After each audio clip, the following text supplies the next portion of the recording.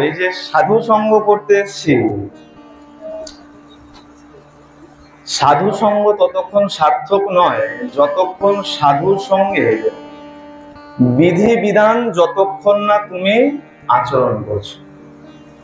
একটু সাধু সঙ্গের মহিমা বলে নিই, তারপরে আজকের বিষয় আমরা আস্বাদন করব। কেন বলে, প্রথমে মহিমার না জানলে, মাহাত্ম্য না জানলে মন লাগে না। এক চোর ছিল, চোরের ছেলেও চোর হয়েছে।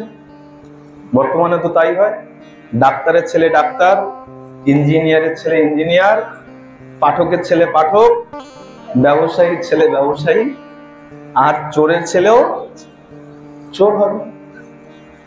বাবা শিখিয়ে দিয়েছে, বলে শোন বাবা, এই আর যাই করিস, আমি যতদূর করে গেলাম তার থেকে ব্যবসার একটু বাড়াস, মানে চুরিটা আর একটু ভালো মতন করিস। ব্যবসায়ী বলে যায় না, বাবা আমি আর পারলাম না ব্যবসা বাড়াতে, অন্তত তুই ব্যবসাটাকে আর একটু বাড়াস। ওই চোর পিতা তার ছেলেকে বলে গেছে, আমি তো আর বেশি বড় চুরি করতে পারলাম না, ওই শীত কাটা পর্যন্তই বাকি ছিল, তুই একটু বড় সড়ো চুরি করিস। তবে শোন, চুরি করবি আর যেখানেই যাস না কেন ভুল করে, যেখানে ভাগবত কথা ধর্ম কথা চলছে ভুল করেও সেইখানে গিয়ে বসবি।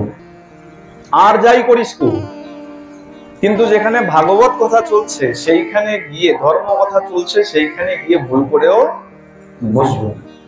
বেশ ভালো কথা, বাবা যেমন বলেছে বাবার দেখানো পথে চলতে হবে। যথারীতি চুরি করতে করতে ভালো বড় সিদ্ধ চোর হয়ে গেছে, সিদ্ধাত্মা হয় তেমন সিদ্ধ চোর হয়ে গেছে, সিদ্ধস্ত। আর এমন কোন বড় চুরি করেছে, অনেক পুলিশ পেছনে পড়ে গেছে, এখন পালাবে তো পালাবে কোথায়, জায়গা পায়নি। আজকে বাধ্য হয়ে এক সাধু সঙ্গে এসে বসে পড়েছে, কিছু করার নেই। কিন্তু বাবা কি বলেছিল, বাবা বলেছিল ভুল করেও সাধু সঙ্গে গিয়ে বসবি না, আর যাই করে নিস। এখন এসে যখন করেছি, পিঠ যখন বাঁচাতে হবে, তাহলে কি করি?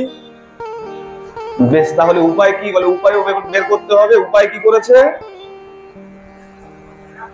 কানে হাত দিয়ে নিয়েছে। বলে বাবা বলেছিল যাবি না, এসে যখন বসে গেছি কথা যেন কানে না পড়ে, কানের মধ্যে হাত। যখন দেখেছে চোর চোর, পুলিশ সব চলে গেছে খোঁজাখুঁজি করে, আর যখনই হাতটা ছেড়েছে, সেই সময় পাঠক মহারাজ কোনো বিষয়ে আলোচনা করছিল, আর করতে করতে সে যখন হাত ছেড়েছে কান থেকে, ততক্ষণে এতটুকু খালি শুনেছে, দেব দেবীদের কোনো ছায়া হয় না। আমরা যেমন আলোর বিপরীত দিকে ছায়া পড়ে, আমি এখানে বসছি পেছনে ছায়া আছে, দেব দেবীদের নাকি কোনো ছায়া পড়ে না, এতটুকুই শুনেছে। ভালো কথা, যথারীতি যখনই বেরিয়েছে, আগেকার দিন রাজ পেয়াদা সব ছিল, রাজ পেয়াদা চোর ভেবে সত্য সত্যই ওকে আরো কয়েকজনকে ধরে নিয়ে হাজতে পুরে দিয়েছে। এখন রাজা সবাইকে জিজ্ঞাসা করেছে, তুমি চুরি করেছো? যারা চুরি করেনি তারা তো বাস্তবিকভাবে বলেছে, না আমি চুরি করি নাই। আর চোরের ছেলে যে চোর, সে চিন্তা করছে, বাবা বলেছিল হ্যাঁতে হ্যাঁ মিলাবি না, চুরি করলে পরে হ্যাঁতে হ্যাঁ মিলালে বিপদ আছে। জিজ্ঞাসা করবে চুরি করেছো, আর তুই যদি হ্যাঁ বলে দিয়েছিস তাহলে আর রক্ষে নাই, তাহলে হ্যাঁতে হ্যাঁ মিলাবি না। ও এখন না না আমি চুরি করিনি মহারাজ। মহারাজ বলছে, বেশ, ওদেরকে সবাইকে আবার জেলে পুরে দাও, কিছু মতলব আটতে হবে, ফন্দি আটতে হবে, যে কে চোর প্রকৃত বোঝা যাবে। ভালো কথা, রাজা ফন্দি এঁটেছে। কি ফন্দি? বলে শোনো, চোরেরা একটু মাতৃভক্ত হয়, মাতৃ সাধক হয়। দেখবেন বড় বড় যত পুরনো চোর শোনা যায়, সব কোনোটা মা ভবানী, কোনোটা মা কালী, কোনোটা রক্ষা কালী, সবার পুজো করতো। রাজা বলছে মায়ের ভক্ত হয়। এক কাজ করো, কাউকে কোনো একজনকে এই মায়ের মতন সাজিয়ে, দেবীর মতন সাজিয়ে জেলে পাঠিয়ে দাও, কারাগারে পাঠিয়ে দাও, তাহলে বোঝা যাবে যে কে প্রকৃত চোর। মায়ের কাছে কেউ মিথ্যা বলবে না। যথারীতি কোনো এক মাকে, কোনো এক নারীকে দেবীর মতন করে সাজিয়ে, খুব সুন্দর করে সাজিয়ে কারাগারে পাঠিয়ে দিয়েছে। যখন কারাগারে ঢুকেছে, সবাইকে বলেছে, বল কে কি বর চাস? বলে শোন, বর দেব, তার আগে একটা কথা আছে। কি কথা? যে সত্য কথা বলবে তাকেই বর দেবো, অন্য কাউকে বর দেবো না। তা সত্যি কথা কি, আচ্ছা বল তোরা কে চুরি করেছিস? এখন যারা চুরি করেনি তারা তো সবাই বলছে মা আমি চুরি করিনি, আমি চুরি করিনি। চোর এখন বিচার করছে। কি বিচার করছে? চোর হঠাৎ করে তাকিয়ে দেখে যে মা দাঁড়িয়ে আছে আর মার উল্টো দিকে ছায়া পড়ে আছে। বিচার করছে, পাঠক তো বলেছিল দেব দেবীদের ছায়া পড়ে না, তার মানে এ দেবী না, মিথ্যা ছল করে এসেছে, রাজা নিশ্চয়ই কাউকে সাজিয়ে পাঠিয়েছে। না না দেবী আমি চুরি করি নাই, আমাকে বর দিন, আমি যেন সুখ সমৃদ্ধি আমার সব যেন বেড়ে ওঠে। যথারীতি দেবী ফিরে গিয়ে মহারাজকে বলেছে, মহারাজ এরা কেউ চোর নয়। কেন? এরা সবাই সত্য কথা বলেছে, কেউ বলেনি যে আমি চুরি করেছি, সবাইকে ছেড়ে দেন।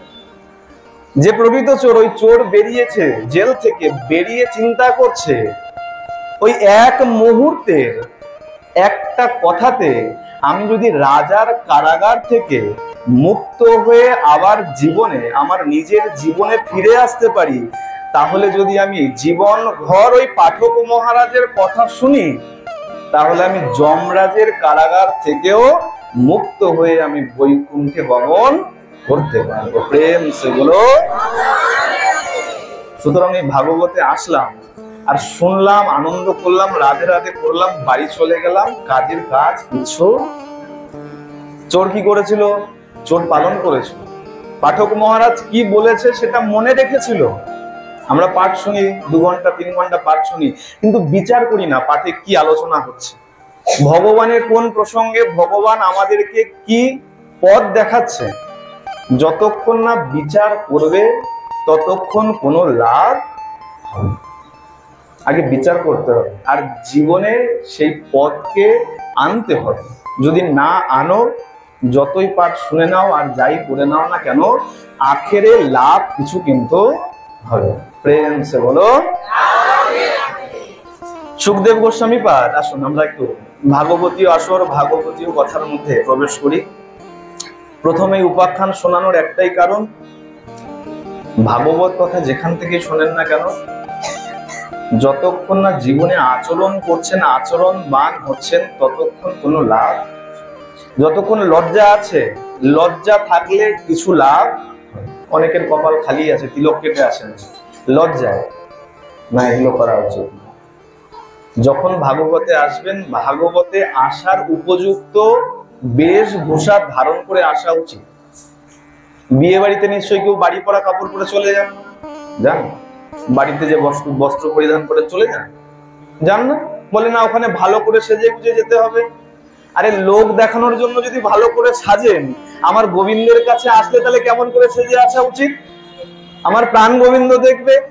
যাকে দেখিয়ে আনন্দ দেওয়া উচিত, আর তার কাছে যদি বিনা তিলকে বিনা মালায় এসে বসে পড়ি আর সে যদি আনন্দ না পায়, তাহলে আমাদের জীবনে আনন্দ থাকে কি করে?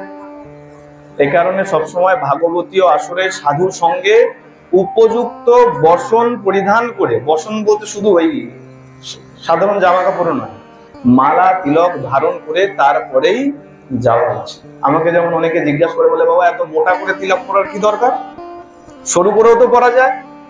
শিয়ালদায় আমাকে একজন ধরেছিল, পাতলাও করেছিল। সে আমাদের সনাতন ধর্মের কিন্তু একটু পথভ্রষ্ট আর, বলে এত মোটা করে তিলক পরার কি দরকার। আর দেখুন রাধারানীর এমন কৃপা, ওই লোকের মাথার চুল রং করা ছিল, এখন রং করে না মাথার চুল, লাল রং করে রেখে কত রকমের রং করে। আমি বললাম বাবা তুমি মাথার চুল এরকম রং করে রেখেছো কেন? বলে না ওটা বর্তমানে স্টাইল। আমি বললাম মনে করো এটাও আমার স্টাইল, সনাতন ধর্মের স্টাইল। উজ্জ্বল তিলক সবসময় অতি উত্তম হয়ে থাকে, যাতে দূর থেকে কেউ দেখলে বুঝতে পারে সনাতন ধর্মের আর ভগবানের চরণে আশ্রয় করে হয়ে আছে। আশ্রয়ের অনেক মহিমা। যারা রায়কিশোরী মন্দিরে যান তারা নিশ্চয়ই শুনেছেন, আমি আশ্রয়ের একটা উপাখ্যান বলেছিলাম। যদি সময় থাকে পরে বলবো, এখন আগে আজকের কথা শ্রবণ করে নি, তারপরে আরেকটা কথা শুনবো। আমাকে জেঠু অনেকদিন থেকে, কাকু অনেকদিন থেকে বলছে, আগেও একবার প্রশ্ন করেছিল যে গণেশের পূজায় তুলসী কেন লাগে। আমরা আজকের কথা আস্বাদন করে তারপরে এই দুটো প্রসঙ্গই আসুন। এই সুখদেব গোস্বামী পাদ পরীক্ষিত মহারাজকে ভাগবত কথা শ্রবণ করাতে করাতে আজকে পরীক্ষিত মহারাজকে শ্রবণ করাচ্ছেন, নাভাগো নভবাপত্যম ইয়তত ভ্রাতর কবিম ইয়বিষ্টম ব্যাভোজন দায়ম ব্রহ্মচারিণ মাগতম। নভগ বলে, নভগের পুত্র ছিলেন নাভাগ। এই নাভাগ ব্রহ্মচর্য পালন করে বহুদিন পর বাড়িতে ফিরেছেন। আগেকার সময় ছিল যে ছোটবেলায় গুরু গৃহে থেকে শিক্ষা অধ্যয়ন করে ব্রহ্মচর্য পালন করে তারপরে গৃহে ফিরতেন। এখন তো আমাদের এসব ভাগ নেই, জীবনের ভাগ বলে এখন আর কিছু নেই, এখন সবই সমান। ব্রহ্মচর্য পালন করে যখন গৃহে ফিরেছে, গৃহে ফিরে দেখছে তার বাকি ভাইয়েরা সম্পত্তি সব ভাগ বাটোয়ারা করে নিয়েছে। আর ভাগ বাটোয়ারা করে তার জন্য, নাভাগের জন্য, তার পিতাকে তার সম্পত্তি রূপে অবশিষ্ট রেখেছে। ভাগ হয়েছে, ঘর বাড়ি যা ছিল সব ভাগ হয়ে গেছে, ভাইরা ভাগ করে নিয়েছে। আর নাভাগের জন্য পিতাকে ভাগ হিসাবে রেখেছে। বলে তোর ভাগ কি? বলে তোর ভাগ হলো পিতা, তোর ভাগ হলো পিতা। নাভাগ পিতার কাছে যখন গেছে, পিতা বলছে, শোনো বাবা, এই ভাইদের কথা, দাদাদের কথা বিশ্বাস করো। আমি এভাবে ভাগ বাটোয়ারা করিনি, তারা ছলনা করে তোমার থেকে সব ছিনিয়ে নিয়েছে। কিন্তু কি করি এখন? আমিও বৃদ্ধ হয়ে গেছি, কিছু করার নাই। তা এক কাজ করো, তুমি যাও, অঙ্গিরা গোত্রের ঋষিগণ খুব বড় যজ্ঞ করছেন। আর এই যে যজ্ঞ চলছে, এই যজ্ঞের ৬ষ্ঠম দিবসে তারা যজ্ঞে একটা ভুল করে ফেলেছে। তা তোমাকে আমি দুটো মন্ত্র শিখিয়ে দিচ্ছি, তুমি সেখানে গিয়ে এই অঙ্গিরা গোত্রের ঋষিদেরকে সঙ্গে নিয়ে এই মন্ত্র উচ্চারণ করবে। এই মন্ত্র উচ্চারণ করলে কি হবে?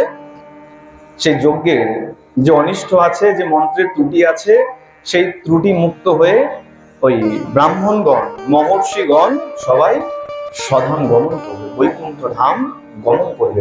আর যখন তারা স্বর্গে যাবেন, যাবার সময় যজ্ঞের অবশিষ্ট যে সম্পদ, ধনরত্ন, এখনের সময় নয়, এখন ঠাকুর মশাই লিখে দেয় ২৫০ ঘি।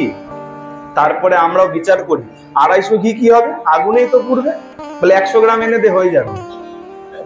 হ্যাঁ, ধর্ম কর্ম যদি কৃপণতার সাথে করো, তাহলে তোমার কপালে কিছু, যেমন দেবে তেমন তুমি পাবে, যেমন তুমি আচরণ দেবে তেমন তার পরিবর্তে তুমি লাভ করবে।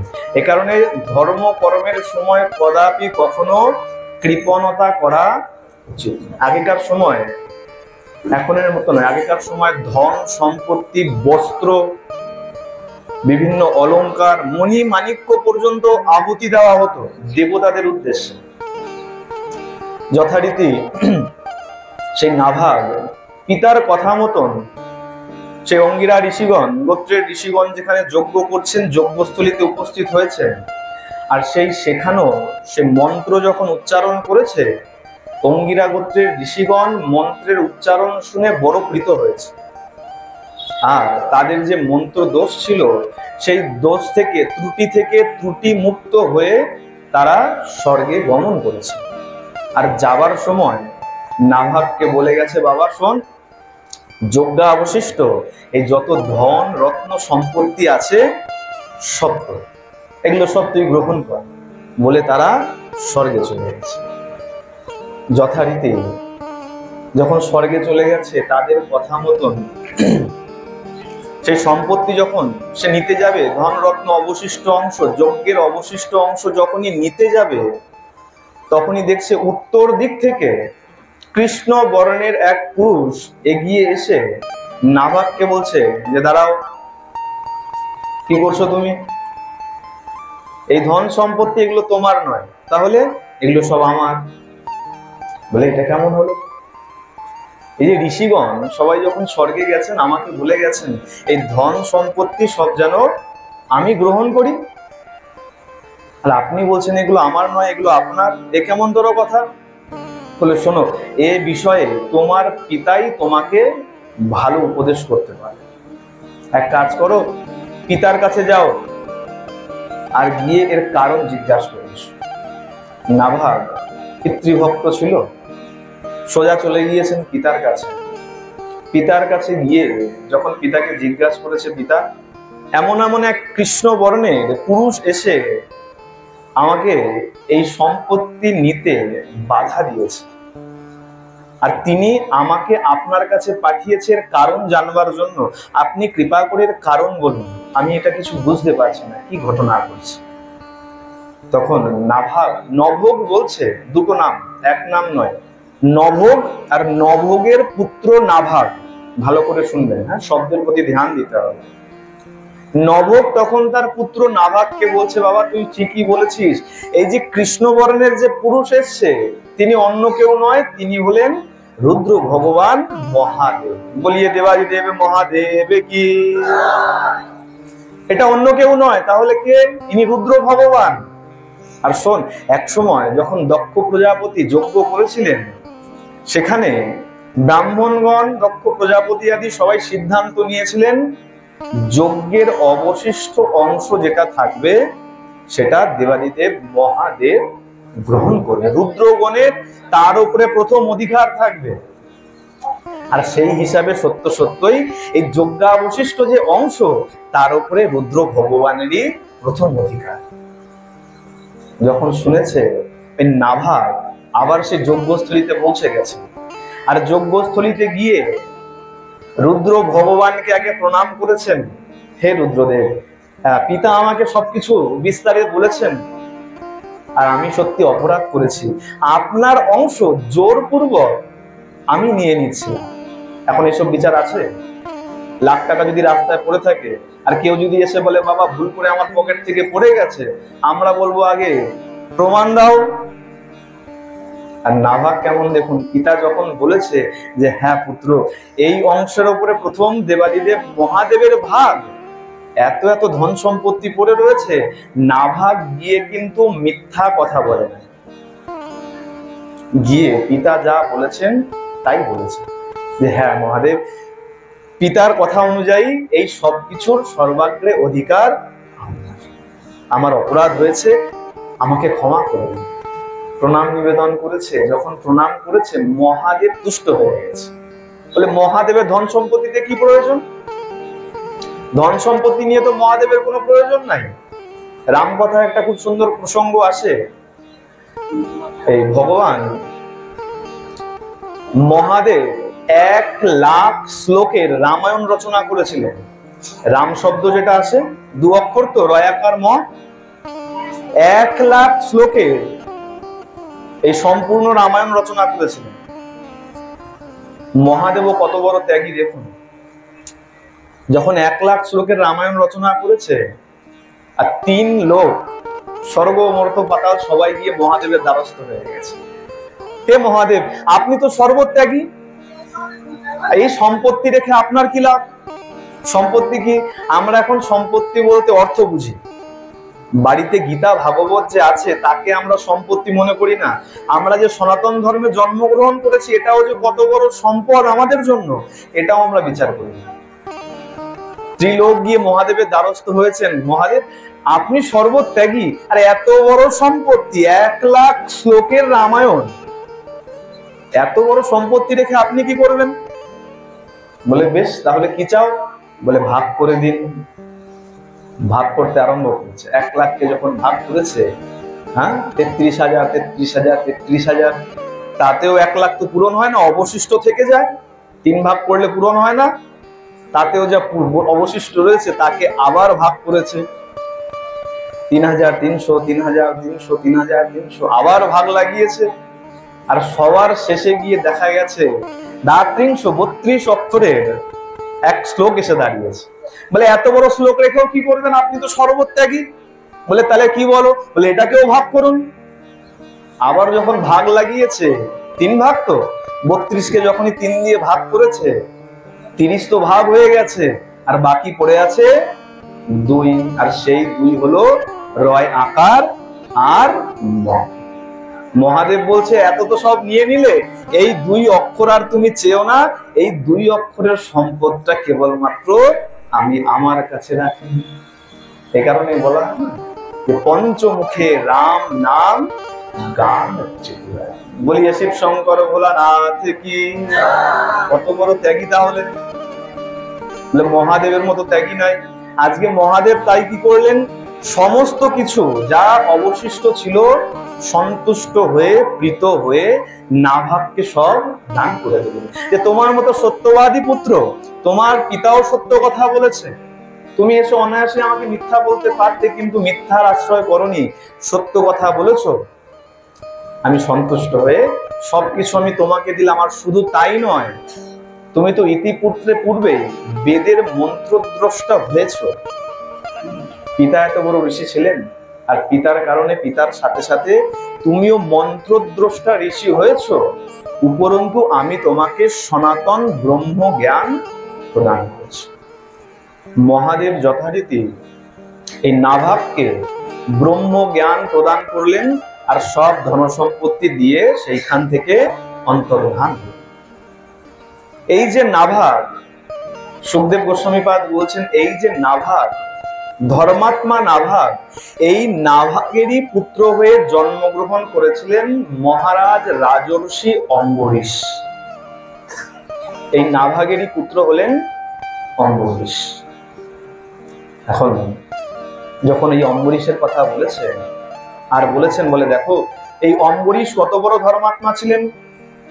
বলছেন নাভাগাদ অম্বরীশ ভুন মহাভাগবতম কৃতি নাস্পে স্বাদ ব্রহ্ম শাপি ইয়ং প্রতিহত পচি।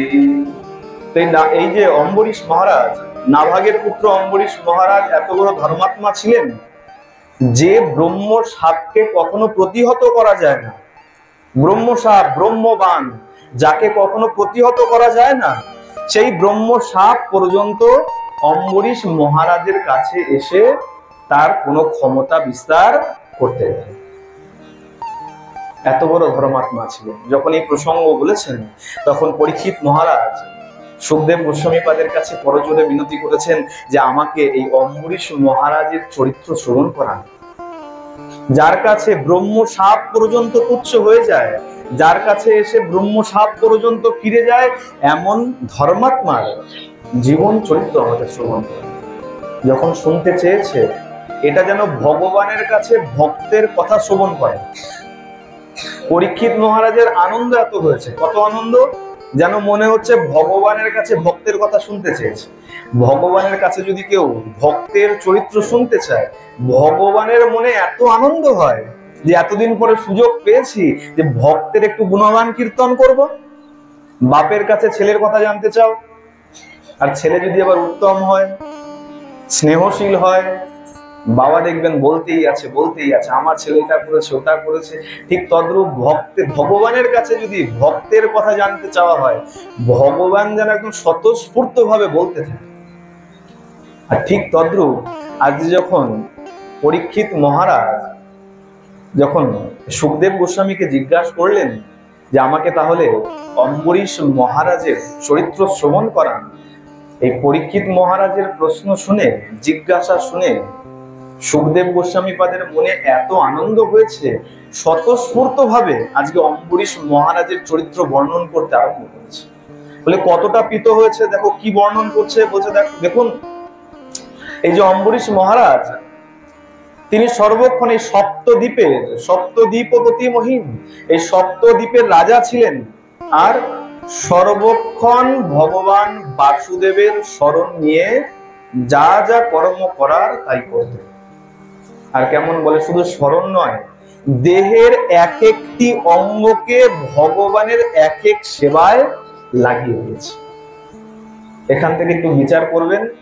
আমরা অনেক সময় বলি খুব ব্যস্ত, এই সকালবেলা এই কাজ, দুপুরবেলা এই কাজ, রাত্রবেলা এই কাজ, ঘুমাতে যাওয়ার আগেও এই কাজ। আমার মনে হয় না যে যিনি সপ্তদ্বীপপতি মহিম, সপ্তদ্বীপ এই সমগ্র গোটা পৃথিবীর যিনি রাজা, তার থেকে বড় ব্যস্ত আমরা কেউ। যার ঘাড়ের ওপরে এই সারা পৃথিবীকে চালনা করার রাজ্য ভার রয়েছে, তারও তো সংসার আছে। আর সবকিছু থাকা সত্ত্বেও সে যদি প্রত্যেকটি অঙ্গকে ভগবানের সেবায় নিয়োজিত করতে পারে, তাহলে আমরা কোথাকার কোন বড় ব্যস্ত মানুষ। সুখদেব গোস্বামীপাদ কি বলছেন? সবই মন কৃষ্ণ পদার বিন্দয় বচাংশে বৈকুণ্ঠ পুনানু বর্ণনে করৌ হরের মন্দির মার্জিনাদিষু শ্রুতিম চকারাচ্যুত সৎপথোদয়ে। কি বললেন? মনকে কৃষ্ণের স্মরণে সর্বক্ষণ নিয়োজিত করে দিয়েছে। যাই করছে যে কর্মই করে না কেন, মনের মধ্যে কেবলমাত্র চিন্তন আমার বাসুদেবের, মুকুন্দের চিন্তন করে চলেছে। আর কর্ণ দিয়ে কেবলমাত্র ভগবানের কথা শ্রবণ করছে, হাত দিয়ে ভগবানের মন্দির মার্জনা পর্যন্ত করে। আমরা তখন এমন হয়ে গেছি, গুরুবাড়ি গেলে পরে যদি কেউ বলে দিয়েছে একটু মন্দিরটা একটু ঝাড়ু লাগিয়ে দাও, অহংকারে লেগে যায়, মানে লেগে যায়। আরে আমি এত বড় ভক্ত, এত টাকা ডোনেট করেছি, আর আমাকে বলছে ঝাড়ু দিতে। আর তোমার থেকে বড় দানবীর ছিল মহারাজ অম্বরীশ। আর সেই মহারাজ অম্বরীশ যদি নিজের হাতে হরির মন্দির মার্জন মানে পরিষ্কার করতে পারে, তুমি তার থেকে কত বড় ভক্ত।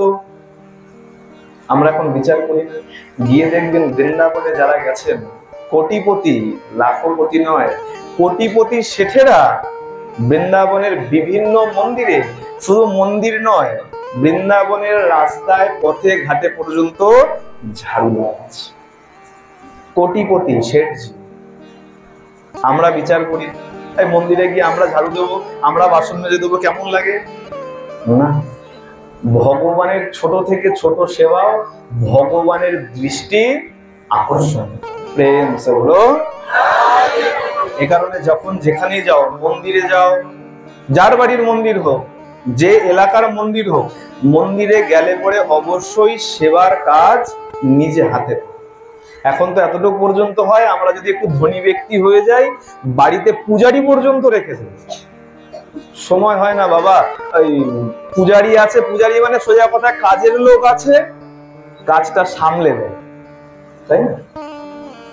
কিন্তু বলে সেবার কাজ, ভজনের কাজ নিজে যদি না করেছো, লাভের লাভ কিছুই। কিন্তু অম্বরীশ মহারাজ পর্যন্ত নিজ হাতে, তিনি কি ফ্রি নাকি? ফ্রি বসে আছে, নিজ হাতে হরির মন্দির মার্জন করতেন। আর শ্রুতিম, কান দিয়ে কেবলমাত্র হরির কথা শ্রবণ করতেন। মুকুন্দ লিঙ্গালয় দর্শনে দৃশ্য তদ্বৃত্ত গাত্র স্পর্শে অঙ্গ সঙ্গমম ঘ্রাণম চ তদ পাদ সরোজ সৌরভে শ্রীমত্তুলসারসনাম তদর্পিতে পাদ হরের ক্ষেত্র পদানুসর্পণে শির ঋষিকেশ পদাভিবন্দনে কামং চ দাস্যে নতু কাম্য কাম্যয়া যথোত্তম শ্লোক জনাশ্রয়ারতি। মন্দির বিচার করবেন কি বলছেন? বলা হলো মুকুন্দ লিঙ্গালয় দর্শনে, চোখ দিয়ে কেবলমাত্র ভগবান আর ভগবানের মন্দির দর্শন করে। এখন প্রশ্ন হতে পারে, রাজপাট যখন পালন করতেন, রাজপাট যখন দেখভাল করতেন, সব দিকে তো মন্দির ছিল না, সব জায়গায় ভগবানকে কি করে দর্শন করতেন? বলে চিন্তনে সবসময় ভগবানকে যদি বসিয়ে রাখো, তুমি যাকেই দর্শন করবে তার মধ্যেই তুমি ভগবানকে দেখতে পাবে। তোমার চিন্তনে যদি ভগবান বসে থাকে, যার দিকে তাকাবে আগেই চিন্তা করবে এর মধ্যেও কিন্তু আমার মুকুন্দ বিরাজিত আছে। আর রাজা কি করছেন? দর্শনে ভগবানকে দর্শন করছেন। আর ঘ্রাণম, নাক দিয়ে যখন গন্ধ শুকত, কিসের গন্ধ? পাদ ও সরোজ, সরোজ মানে পদ্ম ফুল, ভগবানের চরণরূপী কমলের যে আঘ্রাণ, সেই আঘ্রাণ সদা সর্বদা নাসিকা দিয়ে সেবন। আর জিহ্বা দিয়ে সবসময় ভগবানের প্রসাদী আহার। আমরা আমাদের জীব যা চায় তাই খেয়ে, হ্যাঁ, ভালো মন্দ যা চাইছে, আচ্ছা একটু ভালো করে শুনতে হবে। আমরা অনেক সময় বলে না বাড়িতে, আমরা ভক্ত তো বাড়িতে বিরিয়ানি হয় না, হ্যাঁ আমরা তো ভক্ত, ওইভাবে বিরিয়ানি হয় না। তাহলে ওই আমরা সোয়াবিন দিয়ে বিরিয়ানি করি, খাই কি দিয়ে? সোয়াবিন দিয়ে বিরিয়ানি করে খাই। মনের ভাবটা কি? বলে ওই স্বাদ এইটা দিয়ে মেটাই। যদি এই ভাব নিয়ে আহার করো, বলে ওই আহার আর এই আহারের মধ্যে কোনো পার্থক্য। সুতরাং বিরিয়ানি খাই না আমরা, বৈষ্ণবেরা কখনো বিরিয়ানি, পোলাও কি খাই? ভগবানের প্রসাদ। আচ্ছা, আরো যদি আরেকটু বেশি বলতে হয় তাহলে পুষ্পান্ন প্রসাদ পাই। পোলাও কাকে বলে? ফল মিশ্রিত যে অন্ন তাকে বলা হয় পোলাও। অপিনিহিতি অপভ্রংশ হয়ে হয়ে শব্দগুলো এখানে এসে দাঁড়িয়েছে। ফল মানে মাংস, ফল মিশ্রিত যে অন্ন তাকে বলা হয় পোলাও। সুতরাং ফল মিশ্রিত অন্ন ভগবানের সেবায় লাগে না। আর যারা বৈষ্ণব মত নিয়েছেন, বৈষ্ণব পথে চলছেন, তারা সেগুলো আহার করতেও। বিরিয়ানি শব্দের উৎপত্তি বিপ থেকে। বিপ মানে হয়ে গেল গরুর মাংস। সুতরাং আমরা বিরিয়ানি ভগবানের সেবাতেও, তাহলে কি দেই ভগবানকে? অন্ন, আর বড়কে বড় হলে পুষ্পান্ন, তার অতিরিক্ত। আর মনের ভাব কখনো ওইটা রেখে এইটা, তাহলে তাতে কিন্তু কোনো লাভ। মনে থাকবে, আজ থেকে কেউ বিরিয়ানিও নয়, পোলাও নয়, সবাই কি বলবো? আরে সবাই বলো, না হলে ভুলে যাবে বাড়ি যেতে। পুষ্পান্ন। পাঠশালার অবস্থা সবাই ভুলে গেছে। পাঠশালা কি করতো? শিক্ষক মশাই বলতো না একে চন্দ্র, আর সবাই কি বলতো? যারা বসে আছে সবাই বলতো একে চন্দ্র। সবাই না বললে ঠাকুর, শিক্ষক মশাই কি বলতো? এই সবাই বল, তাই না? কিছু তো থাকে শেষের দিকে বসে বসে খেলা করে, সবাই বলতো না? ঠিক তেমন যদি মুখে মুখে না বলো, বাড়ি যেতে যেতে সব প্রেম সেগুলো। আর একটু জোরে তো বলো। আজকে চিন্তা করুন তাহলে, অম্বরীশ মহারাজ কেন তার উপাখ্যান ভাগবতের মধ্যে আছে, আর তার উপরন্তু সুখদেব গোস্বামী পাঠ সেই অম্বরীশ মহারাজের কথা কেন শোনাচ্ছে? আর অত্যন্ত প্রীতি ভরে, এত আনন্দ যে তার এক একটা অঙ্গের বর্ণন ধরে ধরে তিনি বর্ণন করেছেন। চোখ দিয়ে কি করে, কান দিয়ে কি করে, মুখ দিয়ে কি, বলে এত তো বলার দরকার ছিল না। বলে এত যদি না বলতো আমরাও বুঝতে পারতাম না। আমরা যাতে পরিষ্কার করে বুঝতে পারি যে সপ্তদ্বীপের রাজা হয়েও তিনি এইভাবে ভগবানের সেবা করেন। আর শুধু এতটুকুই নয়, কি করেছেন? তিনি তার পত্নীকে সঙ্গে নিয়ে সরস্বতী নদীর তীরে গৌতমাদি সমস্ত ঋষিদের দ্বারা অশ্বমেধ যজ্ঞের আয়োজন করেছেন। আর যজ্ঞে শুধু যজ্ঞ করলে হয় না, যজ্ঞের দান যতক্ষণ না হবে সেই যজ্ঞ ততক্ষণ সম্পূর্ণ হয়। যজ্ঞে দান কেমন করেছে? বলে যজ্ঞে যখন দেবতাদেরকে আহ্বান করেছেন, দেবতাদের সদস্য ঋত্বিকগণ যখন এক সারিতে বসেছে, চোখ ধাঁধিয়ে গেছে কোনজন দেবতা আর কোনজন দেবতা নয় বুঝতে পারা যাচ্ছে না। কেন? বলে এমন দান দিয়েছে, যারা সাধারণ ঋত্বিক, যারা সদস্য, তাদেরও বেশভূষা এত উজ্জ্বল হয়ে গেছে, দেখে মনে হচ্ছে সবাই দেবতা। কত দান করেছে চিন্তা। আর বলে উত্তম ভোজন দিয়েছে। এভাবে নিত্য কেবলমাত্র শুধু নিজে ভজন করতেন তাই নয়, আর কেমন ভজন করতেন? গেটম্যান রয়েছে মনে করুন, দারোয়ান থাকে রাজবাড়ির, এই দারোয়ান যদি ভুল করে ভগবানের কোনো নাম উচ্চারণ করে নিয়েছে, কৃষ্ণ, গোবিন্দ, বিষ্ণু, মধুসূদন, কোনো নাম যদি উচ্চারণ করে নিয়েছে, মহারাজ সিংহাসন থেকে নেমে গিয়ে ওই ভৃত্যকে আলিঙ্গন করে নিতেন। কেন? বলে তুমি এই মুখ দিয়ে আমাকে আমার প্রভুর নাম শুনিয়েছো। কত বড় ভক্ত ভৃত্য। এই ভৃত্য পুত্র যা ছিল সবাইকে নিয়ে ভজন করতেন। আর এই যে এত বড় সম্পত্তি, এই সম্পত্তিকে তিনি স্বপ্নের ন্যায় মনে করতেন। নিজের কিছু মনে করতেন না, সবই নশ্বর চিন্তা করতেন। এই যে সম্পত্তি আছে সবই নশ্বর, এগুলো এই আছে, এই নাই, ক্ষণভঙ্গুর। সবাই মনে করছি যে এগুলো আমার, কিন্তু বাস্তবে আমার কিছুই নয়। সত্যি করেই তো চিন্তা করুন, বিচার করুন। এখনই যদি চোখ বন্ধ করি, আপনারা না, আমি আমার কথা বলছি, চোখ যদি বন্ধ করি, এই সাথে যে ব্যাগটাও নিয়ে এসেছি, এই ব্যাগটাও কিন্তু আমার সঙ্গে যাবে। এক সন্ন্যাসী কোন এক বড় মহারাজের বাড়িতে, বড় এক ধনী ব্যক্তির বাড়িতে গিয়েছে বিদেশে। বাড়ির সামনে অনেকগুলো পতাকা লাগানো আছে। বিদেশে ধনী ব্যক্তির পরিচয় হয় এভাবে, বাড়ির সামনে কতগুলো পতাকা আছে সেই দিয়ে বিচার হয় দেখে কত বড় ধনী। আবার সন্ন্যাসী গেছে, সন্ন্যাসী যখন গেছে, গিয়ে ওই ব্যক্তিকে বলছে যে আচ্ছা একটা কাজ করবেন। কি কাজ? আমি একটা সুই দিচ্ছি, এই সুইটা আপনার কাছে রাখুন, আমি পরের জীবনে আপনার থেকে এসে নিয়ে এই সুইটা রাখুন, পরের জীবনে এসে আপনার কাছ থেকে নিয়ে, আপনি যখন আবার আসবেন, আমিও যখন নতুন জীবন নেব, আপনিও তো নতুন জীবন নেবেন, তখন এই সুইটা আমাকে কিন্তু দিয়ে দেবেন, আমি চেয়ে। বলে কি সন্ন্যাসী ঠাকুর কি বলছেন? এই সুই নিয়ে কি আমি যমলোকে যেতে পারবো, স্বর্গে যেতে পারবো? বলে কেন বাবা, এই সুই নিয়ে তুমি যেতে পারবে না? বলে না না, এই সুই নিয়ে আমি কি করে যাব? এই সুই নিয়ে কি যাওয়া যায় স্বর্গে? বলে বাবা, এই সুই যদি নিয়ে না যেতে পারো, এত বড় অট্টালিকা, এত গাড়ি, এত বাড়ি, এইগুলো কি সঙ্গে নিয়ে যাবো? বলে না, এগুলো কিছু সঙ্গে নেবো না। বলে তাহলে ধর্ম কর্ম কেন করো না? ধর্মে নিয়োজিত করো। তোমাকে ভগবান লাখপতি করেছে মানে এই নয় যে লাখ টাকা তুমি বসে ভোগ করবে। ভগবান তোমাকে নিশ্চয়ই কোনো সৎ কর্মের জন্য ওই অর্থ প্রদান করেছে, সেই অর্থ দিয়ে সৎ কর্ম করা উচিত। কেবল ভাগবত দিলাম তাই নয়, দুঃখী দরিদ্রদেরকে সাহায্য করো, অন্ন দান করো, অন্ন ভোজন করাও। সুতরাং দান ধ্যান যতক্ষণ না হবে, ধর্ম ততক্ষণ কিন্তু আগে এগোবে। কলিযুগে ধর্ম কেবলমাত্র দানের ওপরেই টিকে আছে। এই অম্বরীশ মহারাজ এত দান করতেন যে সবাইকে দেখলে, এক সারিতে যখন বসতো, সবাইকে দেখলে মনে হতো সবাই মনে হয় দেব।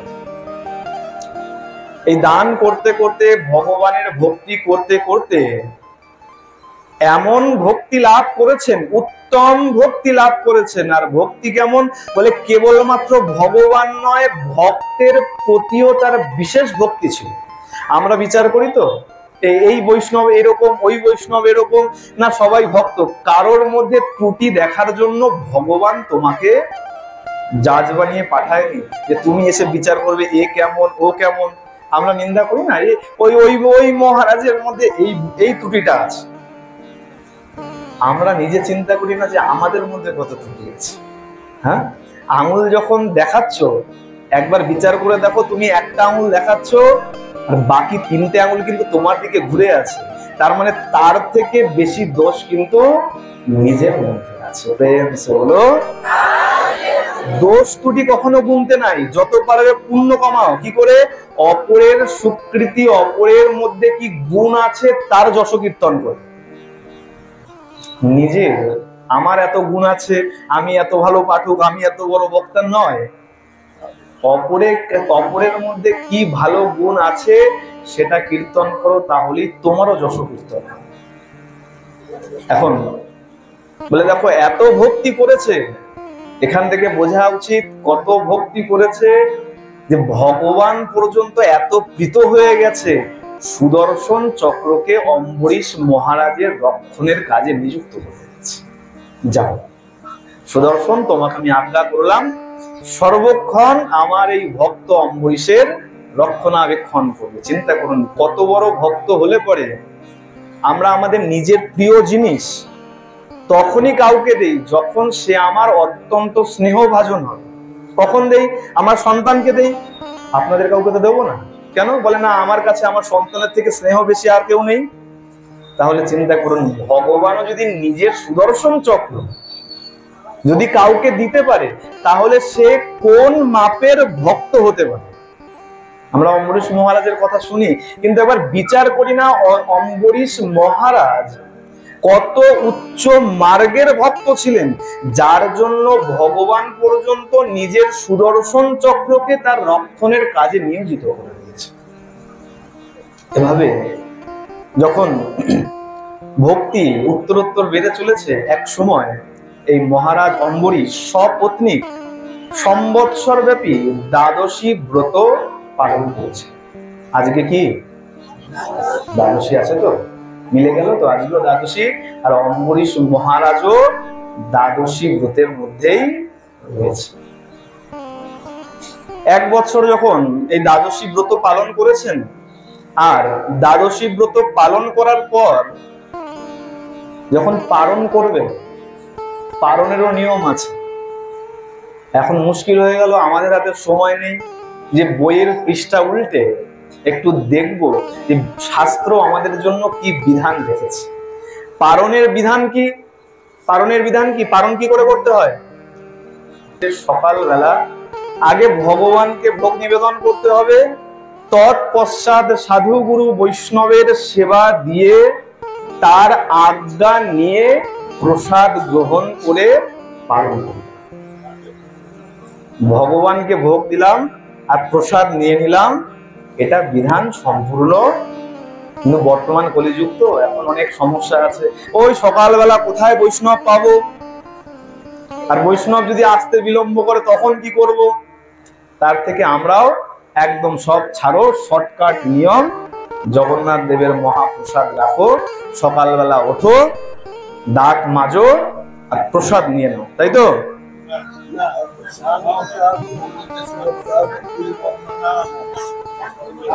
অবশ্যই একাদশীর যেমন বিধান থাকে, ব্রহ্ম মুহূর্তে স্নান করে দন্ত ধাবন বর্জিত অবস্থায় প্রসাদ গ্রহণ করতে হবে। দাঁত মাজা যাবে না, দাঁত মাজলেই একাদশী ভঙ্গ হবে। ইন্দিরা একাদশী ব্রত শুনেছি আমরা। ইন্দিরা একাদশী ব্রতে আমরা তো শুধু একাদশী করেছি, ইন্দিরা একাদশী ব্রতে পদ্মপুরাণ বলছে ইন্দিরা একাদশী ব্রতের কথা দেবর্ষি নারদ ইন্দ্রসেন মহারাজকে শুনিয়েছিলেন। যারা শুনেছেন তারা নিশ্চয়ই জানেন। মহিষ্মতি নগরের রাজা ইন্দ্রসেনকে দেবর্ষি নারদ স্বর্গ থেকে, যমরাজের যমালয় থেকে এসে বলেছিলেন যে মহারাজ, আপনার পিতা বলেছেন এই ইন্দিরা একাদশী ব্রত পালন করতে। এই ব্রতের প্রভাবে আপনার পিতা যমলোক থেকে স্বর্গলোক তথা বৈকুণ্ঠ ধাম গমন করবে। তখন ইন্দ্রসেন বলেছিলেন, আচ্ছা এই ব্রত কিভাবে করব? ইন্দিরা একাদশী ব্রতে বিধান কি আমাকে বলুন, আমি সংক্ষেপে বলছি, বিস্তারে বলছি। সেখানে বলেছিলেন, দেবর্ষিপাদ বলেছিলেন, দশমীর দিন একাহার করবে, ব্রহ্ম মুহূর্তে স্নান এবং মধ্যাহ্ন স্নান, দুটো স্নানের কথা বলা আছে। যদি সংশয় থাকে পদ্মপুরাণের পৃষ্ঠা উল্টে দেখে নেবেন। ব্রহ্ম মুহূর্তে স্নান এবং মধ্যাহ্ন স্নান, এবং দশমীর দিন ওই পিতৃগণের নিমিত্তে শ্রাদ্ধ করতে হবে যারা তার উদ্ধার করতে চান। আর একাদশীর দিন ব্রহ্ম মুহূর্তে স্নান করতে হবে, দন্ত ধাবন করা যাবে না, শুধু জল দিয়ে মুখ প্রক্ষালন মানে মুখ ধুয়ে নিতে হবে, আর জল দিয়েই মুখগুলো করে ভগবানের স্মরণ নিয়ে একাদশী ব্রত আরম্ভ করতে হবে। নিরাহার থেকে একাদশী ব্রত করতে হবে। এখানেই শেষ নয়, দ্বাদশীর দিন ব্রহ্ম মুহূর্তে স্নান করে ভগবানের নিমিত্তে ভগবানের ভোগ লাগিয়ে সাধু গুরু বৈষ্ণবের সেবা দিয়ে তাদের আজ্ঞা নিয়ে প্রসাদ গ্রহণ করতে হবে, এবং দ্বাদশীর দিনও পিতৃগণের উদ্দেশ্যে গোধূম চূর্ণ দ্বারা শ্রাদ্ধ করতে হবে। গোধূম চূর্ণ মানে হয়ে গেল আটা, ময়দা। আর একাদশীর দিন রাত্র জাগরণ অবশ্যই। যারা পিতৃগণের উদ্ধার চায় তাদেরকে এই বিধি মাফিক এই একাদশী ব্রত, বিধি না মানলে কোনো ফল পাওয়া। আচ্ছা, বিধি যদি না মানো খাবারে স্বাদ আসে না। বিধি না মানলে আমরা মনে করি বিধি না মানলে ফল আসবে কি করে। আচ্ছা, মায়েরা ভালো বুঝবে, বিধি মানার প্রয়োজন নাই। ডাল সেদ্ধ করো, ফোড়ন দিয়ে রেখে দাও, লবণ দিও না, স্বাদ আসবে? বলে বিধি না মানলে ডালের মধ্যে যদি স্বাদ না আসে, বিধি না মানলে তোমার কৃত কর্মের মধ্যেও পুণ্য ধরা দেবে। প্রেম সে বলো। আরে ধনির মধ্যে ভালোবাসা না থাকলেও রাধা রানী সাড়া দেবে না, তাই প্রেম সে বলো, প্রেমের সাথে বলতে। আমরা রাগের মধ্যে বলছি না, রাগ আছে নাকি কারো রাধা রানীর উপরে? তাহলে প্রেমের সাথে বলতে হবে। অম্বরীশ মহারাজ কি করলেন? যথারীতি কেমন ভোজন করিয়েছে দেখুন। আমরা তো এক বৈষ্ণব খুঁজে পাই না। অম্বরীশ মহারাজ যথারীতি একাদশী, এই দ্বাদশী ব্রতের দিন সকালবেলা ভগবানের সেবা দিয়ে বলছে, প্রথমত ভগবানের সেবায় ব্রাহ্মণের কোনো অপেক্ষা রাখে, কৃষ্ণ সেবায় ব্রাহ্মণের অপেক্ষা রাখে, যে ব্রাহ্মণই হতে হবে এমন কোনো কথা নেই, ভক্ত হলেই যথেষ্ট। আর একটু বলে দিই, না বললে পরে আমারও মনটা খচখচ করছে, আর না বললে সবাই জানতে হবে। যারা তামাক সেবন করে তাদেরকে দিয়ে কদাপি ভগবানের সেবা পূজা, কি কৃষ্ণ বলো, কি শিব বলো, আর কি কালী, তামাক সেবন যারা করে তারা গো মাংসই ভক্ষণ করে। সুতরাং তামাক সেবন করা ব্যক্তিকে দিয়ে কদাপি কখনো ভগবানের সেবা পূজা করে, এটা একটু ধ্যান দিন।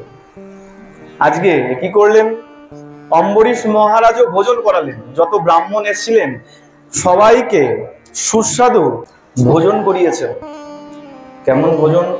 সুস্বাদু ব্যঞ্জন দ্বারা অন্য সমস্ত ব্রাহ্মণ বৈষ্ণব সাধুগণকে ভোজন করিয়েছে। আর ভোজনের পরে যতক্ষণ দক্ষিণা না দেবে ভোজন কিন্তু সম্পূর্ণ। ভোজনের পরে দক্ষিণা দেওয়া উচিত। আচ্ছা, তিনি মহারাজ, তার পক্ষে সামর্থ্য ছিল, তিনি দক্ষিণা দিয়েছেন। কেমন দক্ষিণা দিয়েছেন একটু শুনুন। স্বর্ণমণ্ডিত সিং, সিং সোনা দিয়ে মোড়ানো, আর খুর রৌপ্য মণ্ডিত, পায়ের খুর রূপ দিয়ে পেঁচানো, আর নানা অলঙ্কার ভূষিত, বিভিন্ন অলঙ্কার সুবেশ, খুব সুন্দর বসন পরিধান করানো, অল্প বয়স্কা, দুগ্ধবতী, আর বাছুর সমেত, আর দোহন পাত্র দিয়ে 60,000 গাভী ব্রাহ্মণ বৈষ্ণবের বাড়িতে পাঠিয়ে দিয়েছে। একটা দুটো নয়, 60,000। তাদের শিংগুলো সোনা দিয়ে মোড়ানো, খুরগুলো সব রূপ দিয়ে মোড়ানো, আর গায়ে বিভিন্ন অলংকার রয়েছে, সুন্দর বেশভূষা পরানো। আর এই বুড়ো গাভী না, অনেক সময় বলি না একদম বুড়ো গাভী দিয়ে দাও। হ্যাঁ, নচিকেতার কথা কেউ যদি জানেন তাহলে জানতে পারবে। একটা প্রসঙ্গ আসে নচিকেতার যমরাজের কথা আমাদের শাস্ত্রে। মৃতপ্রায় গাভী দান করতে গিয়েছিলেন তার পিতা। ওই রকম গাভী নয়, অল্প বয়স্কা গাভী, দুগ্ধবতী গাভী। আর শুধু গাভী নয়, তার সঙ্গে দোহন পাত্র। গাভী নিয়ে গেলে যে দোহন করবে, সেই দোহন পাত্র সমেত দান দিয়েছিলেন, দক্ষিণা দিয়েছিলেন। যখন ভোজন হয়েছে, ব্রাহ্মণদের কাছে অনুমতি চেয়েছেন যে আপনারা যদি সবাই অনুমতি দেন তাহলে এবার আমি প্রসাদ গ্রহণ করে পালন করতে পারি। সবাই যখন বলেছে হ্যাঁ মহারাজ, এবার আপনি প্রসাদ পেয়ে নিন, পালনের সময়ও একদম কাছেই চলে এসেছে, সন্নিকটে, আপনি প্রসাদ গ্রহণ করুন। সবাই যখন আজ্ঞা করেছে প্রসাদ পেতে বসবে, ঠিক এমন সময় আমরা সবাই জানি বিখ্যাত ঋষি, কিসে বিখ্যাত? অভিশাপ দিতে যিনি বিখ্যাত, মহর্ষি দুর্বাসা এসে উপস্থিত হয়েছে। দেবতারা পর্যন্ত যার কাছে মৌন থাকে, কথা বলে না, না জানি কোন কথা থেকে কোন কথা বলবো, আর ঋষি দুর্বাসা অভিশাপ দিয়ে দেবে। মৌন থাকেন যার কাছে, সেই দুর্বাসা এসে উপস্থিত। আর যখনই দুর্বাসাকে দেখেছেন, তাড়াতাড়ি আসন ছেড়ে উঠে দাঁড়িয়েছেন, পাদ্য অর্ঘ্য দিয়েছেন, পূজা করেছেন, উচ্চ আসনে বসিয়েছেন, আর প্রণাম করে তাকে নিমন্ত্রণ করেছেন যে হে মহর্ষি, আজকে এই দ্বাদশীর দিনে শুভ সময় যখন আপনার আগমন হয়েছে, আমার বিনীত নিবেদন, আপনি আমার গৃহে আজকে প্রসাদ গ্রহণ করুন। দুর্বাসা বললেন, বেশ মহারাজ, আপনি যখন আতিথেয়তা দিয়েছেন, নিমন্ত্রণ যখন দিয়েছেন, বেশ, আমি প্রসাদ গ্রহণ করব, একটু অপেক্ষা করুন, আমি এই যাব আর আসবো। কিসের জন্য? আমি এই যমুনায় যাব আর আসবো, আমি গিয়ে আমার যে নিত্য নৈমিত্তিক যে ক্রিয়া আছে সেই ক্রিয়া করে আমি অতি দ্রুত ফিরে আসবো। ভালো কথা। তবে শুনুন দেবর্ষি, দুর্বাসা,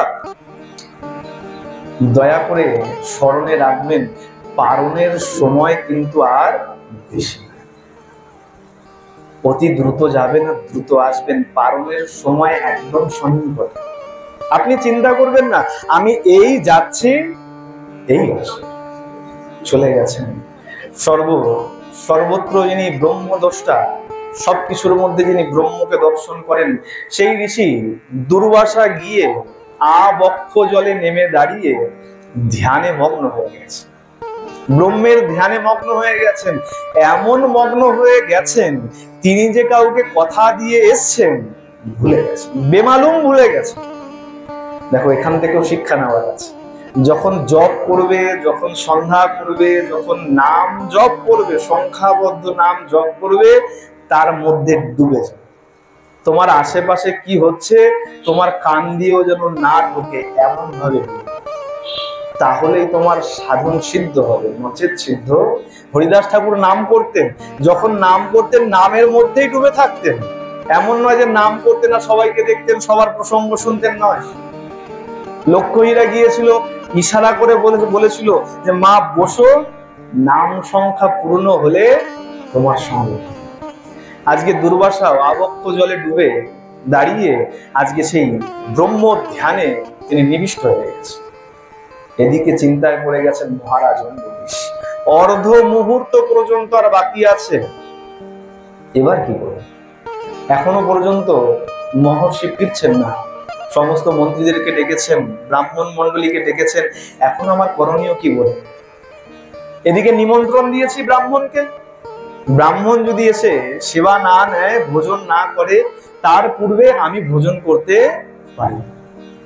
আর দ্বিতীয়ত পারণের সময় অতিবাহিত হয়ে যায়, প্রায় অর্ধ মুহূর্ত বাকি আছে। যদি পারণ সময় মতো না করি তাহলে ব্রত ভঙ্গের পাপ লাগে। কেবলমাত্র ব্রত নষ্ট হয় না, আমরা অনেকে মনে করি পালন করলাম না ওই একাদশী নষ্ট হলো না, শুধু একাদশী নষ্ট হয় না, তাহলে একাদশী ভঙ্গের পাপ লাগে।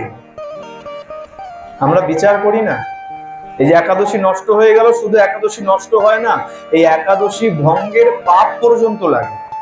মহারাজ বলছেন আমি উভয় সংকটে পড়ে গেছি, কোন দিকে যাব, কি করি এখন? সবাইকে জিজ্ঞাসা করেছেন কিন্তু কেউ কোনো উত্তর দিতে পারছে না। বলছে মহারাজ এখান থেকে কি উত্তর দেবে? ভোজন না করলে পারণ হবে না, আর ভোজন করলে ব্রাহ্মণকে যে নিমন্ত্রণ দিয়েছেন তা লঙ্ঘন হয়ে যাবে। মহারাজ তো অত্যন্ত জ্ঞানী ছিলেন, পণ্ডিত ছিলেন। মহারাজ অম্বরীশ বলছে আচ্ছা যদি একটা কাজ করি, যদি ভগবানের চরণামৃত যদি একটু কিঞ্চিত পান করে নিই। ভগবানের চরণামৃত শাস্ত্রে এতটুকু পর্যন্ত বলা আছে, জল পান করলে তাকে ভোজনও বলা হয়, আবার অভোজনও বলা হয়। ভোজনও বলা হয়, অভোজনও বলা হয়, মানে খাওয়াও হলো আবার খাওয়াও হলো না। আচমন, যেটা আমরা আচমন করি, তো আচমনকে কিন্তু কেউ আহার বলে না। কেন? আচমনের জল আপনার বক্ষ পর্যন্ত আসে, পেট পর্যন্ত যায়, আর পেট পর্যন্ত না গেলে তাকে আহার বলা। মহারাজ অম্বরীশ যখন এই বিধান বলেছে সবাই সহমত দিয়েছে, হ্যাঁ মহারাজ আপনি উপযুক্ত বিচার করেছেন, বেশ আপনি এক কাজ করুন, ভগবানের চরণামৃত বিন্দু মাত্র আপনি গ্রহণ করে নিন, আপনার পারণও হয়ে যাবে, এদিকে অমর্যাদাও হবে না।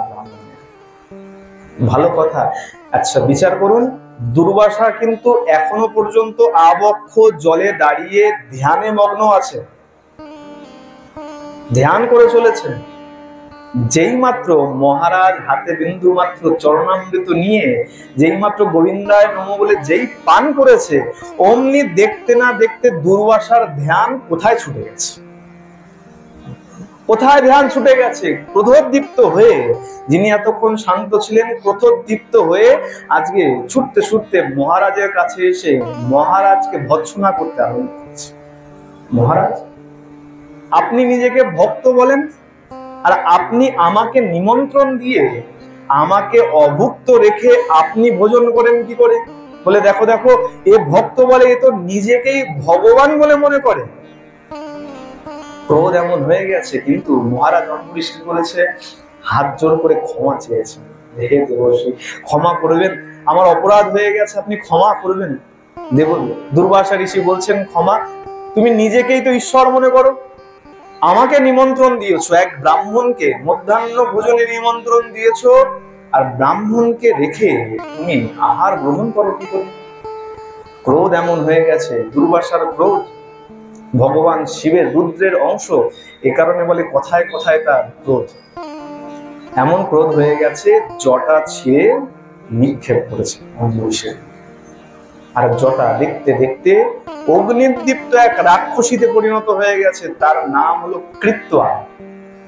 এই কৃত্যা রাক্ষসী অগ্নিদীপ্ত আগুনের ছটা তার দেহ থেকে নির্গত হচ্ছে আর ছুটে চলেছে মহারাজ অম্বরীশের দিকে। কিন্তু দেখো, ভক্ত ভক্তই হয়, নির্ভীক হয়। যে ভগবানের চরণে নিজেকে সঁপে দিয়েছে, তার আর কিসের চিন্তা? আজকে হাত জোর করে, চোখ বন্ধ করে ভগবানের স্মরণ নিতে আরম্ভ করেছে। বলে ঋষিবর যখন আমার দিকে ওই দানবীকে নিক্ষেপ করেছে, আমার আর ক্ষণকালের জীবন আছে। এই ক্ষণকালের যখন জীবন, এই শেষবারের মতনও আমি একবার ভগবানকে স্মরণ করে নিই। ক্ষণকালের সময় একবার ভগবানকে স্মরণ করি। আর আমরা কি করি? মরার সময়ও বলে, বৌমা চাবির গোছা তোমায় দিয়ে গেলাম, দেখভাল করে রেখো আমার সংসার। বলে, আরে তুমি তো যাচ্ছ, তোমার আর কিসের সংসার? হ্যাঁ? আর মহারাজ অম্বরীশ কি বলছেন? হাত জোর করে ভগবানের স্মরণ করছেন। কতটুকু দূরত্ব! যখনই একদম কাছাকাছি, প্রায় অগ্নিদীপ্ত, যখনই অম্বরীশের কাছাকাছি প্রায়, আর তৎক্ষণাৎ দেখতে না দেখতে সুদর্শন চক্র সেখানে আবির্ভূত হয়ে গেছে। আর যখনই আবির্ভূত হয়েছেন সুদর্শন চক্রের সঙ্গে, ওই কৃত্যা রাক্ষসী যখনই আঘাত করেছে, আঘাত করা মাত্রই ওই অগ্নিদীপ্ত কৃত্যা রাক্ষসী দেখতে না দেখতেই সেখানে ভস্মীভূত হয়ে গেছে। বলে, জগতে এমন কোনো অস্ত্র নাই, এমন কোনো শস্ত্র নাই যে সুদর্শন চক্রের সঙ্গে পেরে ওঠে। এখানেই শেষ হয়নি। কৃত্যা রাক্ষসী তো ধ্বংস হয়ে গেল, আর সুদর্শন চক্র ছুটলেন দুর্বাসা। কেন? বলে, ভগবান আমাকে দায়িত্ব দিয়ে রেখেছে। কি দায়িত্ব? অম্বরীশে রক্ষা করতে। আর তুমি দৈত্য পাঠিয়েছিলে, রাক্ষসী পাঠিয়েছিলে এই অম্বরীশের অনিষ্ট করবার জন্য। তোমার অনিষ্ট আমি আজকে করে ছাড়বো। যখনই ধাবিত হয়েছেন, দুর্বাসা ঋষি দেখে বুঝতে পেরেছেন যে সুদর্শন চক্র ক্রোধোদ্দীপ্ত হয়ে আমার দিকে ধাবিত হয়েছে, সুতরাং আমার এখন আর রক্ষা নাই, পালাও এখান থেকে। পালাতে আরম্ভ করেছে। যখনই ছুটতে আরম্ভ করেছে, আর পেছনে সুদর্শন চক্র, আর ইতিমধ্যে অম্বরীশ মহারাজ যখনই চোখ খুলে তাকিয়েছেন, দেখছে কোথায় রাক্ষসী আর কোথায় সুদর্শন চক্র। সুদর্শন চক্র তো এখন ওই দুর্বাসার পেছন পেছন ছুটতে। ভক্ত কেমন হয়? ভক্ত সঙ্গে সঙ্গে হাত জোর করে দিয়েছে। কার প্রতি? সুদর্শন চক্র। বলে, হে সুদর্শন চক্র, আমার নিমিত্তে তুমি যদি ব্রহ্ম হত্যা করো, তাহলে ভগবানের ভক্তের কলঙ্ক হবে। সবাই বলবে, কেমন ভক্ত? এক ভক্তের জন্য এক ব্রাহ্মণের হত্যা হলো। আমার যদি কোনো পুণ্য থাকে, তুমি দুর্বাসার কোনো অনিষ্ট। যখনই দুহাত জোর করে মিনতি করেছেন, বন্দনা করেছেন, সুদর্শন চক্র ফিরে আসেনি। দুহাত দূর থেকে আজকে দুর্বাসাকে তাপ দিতে আরম্ভ করেছে। কেন দুহাত? ওই যে অম্বরীশ মহারাজ দুহাত জোর করেছিলেন, এ কারণে সুদর্শন চক্র দুর্বাসার থেকে দুহাতের দূরত্ব রেখে অগ্নি বিচ্ছুরণ করতে লেগেছে। ভক্তের অনিষ্ট করতে গেছো, বেশ, তোমাকে আমি ভক্তের কথার মান রাখার জন্য তোমাকে আমি বধ করবো না ঠিকই, কিন্তু তোমাকে আজকে বুঝিয়ে দেবো যে ভক্তের অনিষ্ট করলে ভগবান তার জন্য কি শাস্তি রাখেন। ছুটতে আরম্ভ করেছে, সুমেরু পর্বতের গুহায় গিয়ে প্রবেশ করেছে। কিন্তু বলে, দুর্বাসার হয়তো জানা ছিল না এই সুদর্শন চক্রের ইন্টারন্যাশনাল পাসপোর্ট আছে। বলে, কোথাও যেতে তার কোনো, বলে, যেখানে যাও তুমি সেইখানেই সুদর্শন চক্র প্রবেশ করতে। দুর্বাসা সুমেরু পর্বতের গুহায় ঢুকেছে, সুদর্শন চক্র গিয়ে প্রবেশ করে গেছে। জ্বালায় থাকতে পারেনি, বেরিয়ে এসেছেন, চিন্তা করেছেন কে রক্ষা করবেন? বলে সৃষ্টিকর্তা ব্রহ্মা আছে, চলো ব্রহ্মলোকে যাই।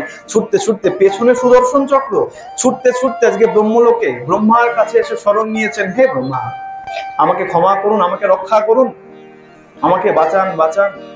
কেন, কি হলো? যতক্ষণে এসে দাঁড়িয়েছে ততক্ষণ ওই সুদর্শন চক্র এসে ব্রহ্মলোকে।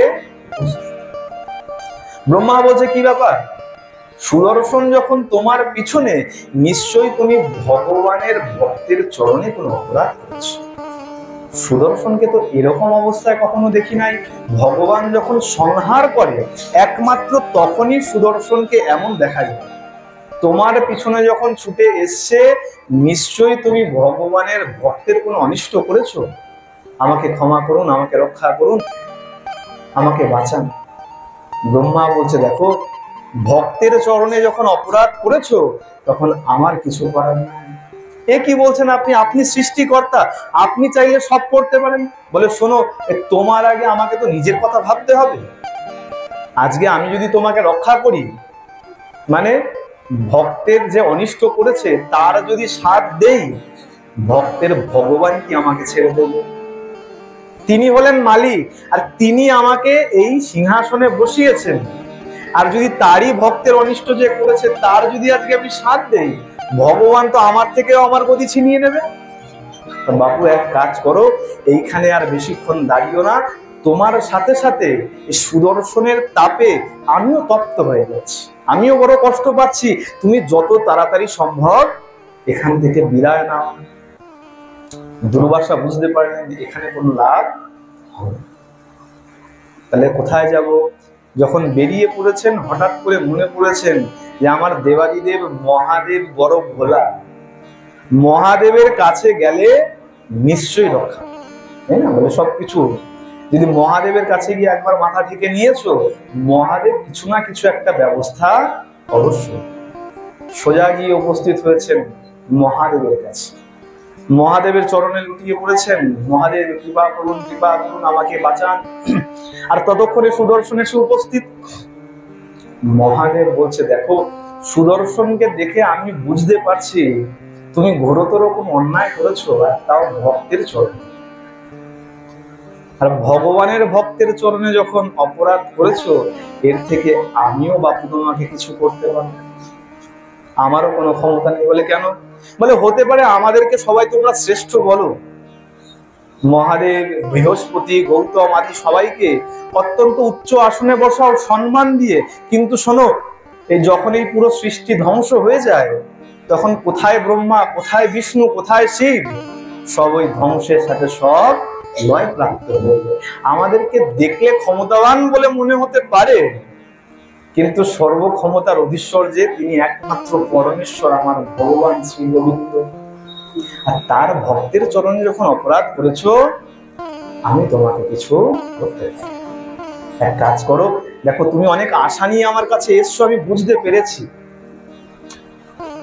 অনেক আশা নিয়ে এসছো, আমি বুঝতে পেরেছি, তোমাকে নিরাশ করব না। আমি তোমাকে একটা উপায় বলে দিই, আমি কিছু করতে পারবো না ঠিকই, কিন্তু একটা উপায় বলে দিই। কি উপায়?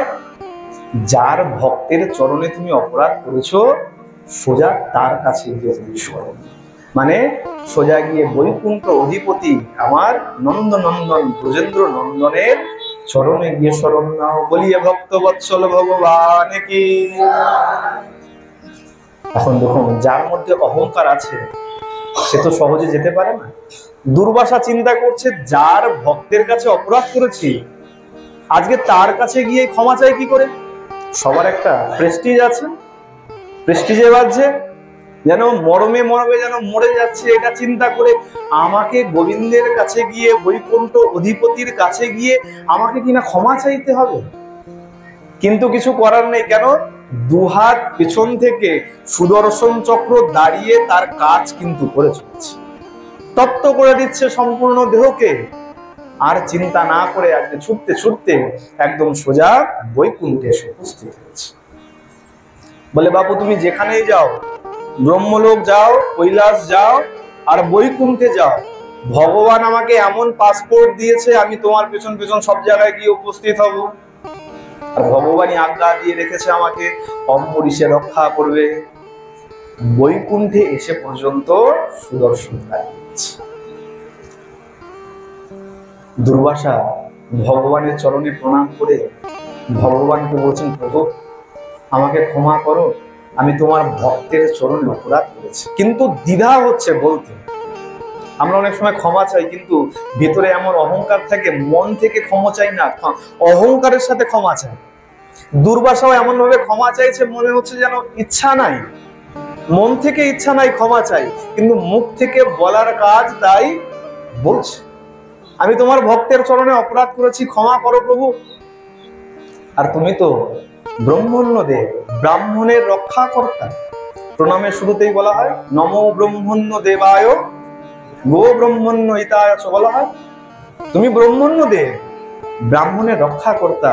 আচ্ছা প্রভু, আরেকটা কথা, যার নাম নিলে বড় থেকে বড় সংকট পর্যন্ত দূর হয়ে যায়, আমি আজকে তার চরণের কাছে এসে পড়েছি, তথাপিও সুদর্শন কি করে আমাকে এত কষ্ট দেয়? যার নাম নিলে সব দুঃখ দূর হয়ে যায়, আমি আজকে তার চরণে তার কাছে এসে পড়েছি, তথাপিও সুদর্শন আমাকে কি করে কষ্ট দেয়? ভগবান একটু মৃদু হেসে বলেছেন, আচ্ছা দুর্বাসা, এই একটা কথা বলো আমাকে, তুমি যে আমার কাছে এসছো, আমার কাছে আসার আগে তুমি কি আর কারো কাছে গিয়েছিলে? এর থেকে রেহাই পেতে তুমি কি আর কারো কাছে গিয়েছিলে? দুর্বাসা বলছে, হ্যাঁ প্রভু, এই ব্রহ্মলোকে ব্রহ্মার কাছে গিয়েছিলাম, আর কৈলাসপতি মহাদেবের কাছে গিয়েছিলাম। আরে বাবা, দুজনের কাছে যখন গিয়েছিলে, তারা তোমাকে কোনো পথ দেখায়নি? তারা নিশ্চয়ই তোমাকে কিছু বলেছে? বলে, হ্যাঁ প্রভু, সেটা তুমি তো বুঝতেই পারছো, সেখানে যদি পথ পেয়েই যেতাম তাহলে কি তোমার কাছে আসতাম? সেখানে পথ পাইনি, এখনো অহংকার যায়নি, কথাগুলো বুঝবেন কি বলছে, সেখানে যদি ব্যবস্থা পেতাম তাহলে কি তোমার কাছে আসতাম? অহংকার রয়েছে এখনো মনে, মন কিন্তু ক্ষমা এখনো কিন্তু চায়। অহংকার দীপ্ত হয়ে সেই কথা বলছে। বলে, আচ্ছা তারা কি বলেছে? প্রভু সবাই বলেছে যে তাদের পক্ষে সম্ভব। কেন? বলে, তারা সবাই তোমার অধীন। বলে, আচ্ছা দুর্বাসা, তাহলে এতটুকু বুঝতে পেরেছো যে অপরের কাছে অধীন হয়ে রয়েছে, সে অপর কাউকে ক্ষমা করতে বা উদ্ধার করতে পারে। বলে, হ্যাঁ প্রভু, সেটা তো বুঝতে পেরেছি, যে অপরের কাছে অধীনস্থ স্বীকার করে নিয়েছে, সে অপর কাউকে কি করে ক্ষমা করবে, কি করে উদ্ধার করবে? তো প্রভু, এর থেকে তুমি কি বোঝাচ্ছ? বলে, আমি এটাই বোঝাচ্ছি যে আমিও কারো কাছে অধীন হয়ে আছি। বলে, প্রভু তুমি অধীন হয়ে আছো? বেদে তো বলা হয়েছে তুমি স্বতন্ত্র, স্বতন্ত্র ভগবান, তুমি স্বতন্ত্র, তুমি কারো অধীন নও। বলে, না না, সে বেদে বলা আছে ঠিকই, কিন্তু আমিও অধীনকার, অহং ভক্তা পরাধীন, আমি ভক্তের অধীন। আচ্ছা প্রভু, ভক্ত কি তোমাকে জোর করে অধীন করে রেখেছে, জোর করে তোমাকে আটকে রেখেছে? বলে, না, জোর করে আটকে রাখেনি। তাহলে? বলে, আমি নিজে থেকেই অধীন হয়ে গিয়েছি। বলে, এটা কেমন কথা? কেউ চায় নিজে থেকে জেলে ঢুকতে, কেউ চায় নিজে থেকে আটকা পড়তে। বলে, শোনো, এখানে কারণ আছে। কি কারণ? বলে, আমার ভক্ত এমন এত ভক্তি করে, আর ভক্তির পর আমি যখন গিয়ে তার কাছে দাঁড়াই, আমি যখন বলি মোক্ষ নাও, স্বর্গপ্রাপ্তি নাও, ধন সম্পদ নাও, তারা সবকিছুকেই তুচ্ছ তাচ্ছিল্য জ্ঞান করে, কোনো কিছু নিতে চায়। কি করে? তারা সম্পূর্ণ নিজেকে আমার চরণে সঁপে দিয়ে আমার অধীন হতে চায়। এখন দেখো, তারা যখন আমাকে কিছু দিচ্ছে, তার পরিবর্তে আমাকেও তো তার কিছু দেওয়া দরকার। আমি কি দেবো? যাই বলি এটা নাও ওটা নাও, কিছুই নেবে না। সম্পদ নাও, লাগবে না। মোক্ষ নাও, প্রয়োজন নাই। স্বর্গপ্রাপ্তি নাও, তারও প্রয়োজন নাই। তাহলে কি দেব? বলে, যখন কিছু নিতে চায় না, তখন আমি নিজেকেই তাদের অধীন করে দিই। বলিয়ে ভক্ত বৎসল ভগবান কি। ভক্ত এমন হয়, নিজের জন্য ভক্ত কদাপি কিচ্ছু চায়। তাহলে এবার তো বুঝতে পারলে যে আমি ভক্তের অধীন হয়ে গেছি। বলে, প্রভু বুঝতে পেরেছি, রাস্তাও পেয়ে গেছি, এখনো কিন্তু নমনীয়তা আসেনি। দুর্বাসা এখনো বলছে, প্রভু রাস্তা পেয়ে গেছি। কি রাস্তা?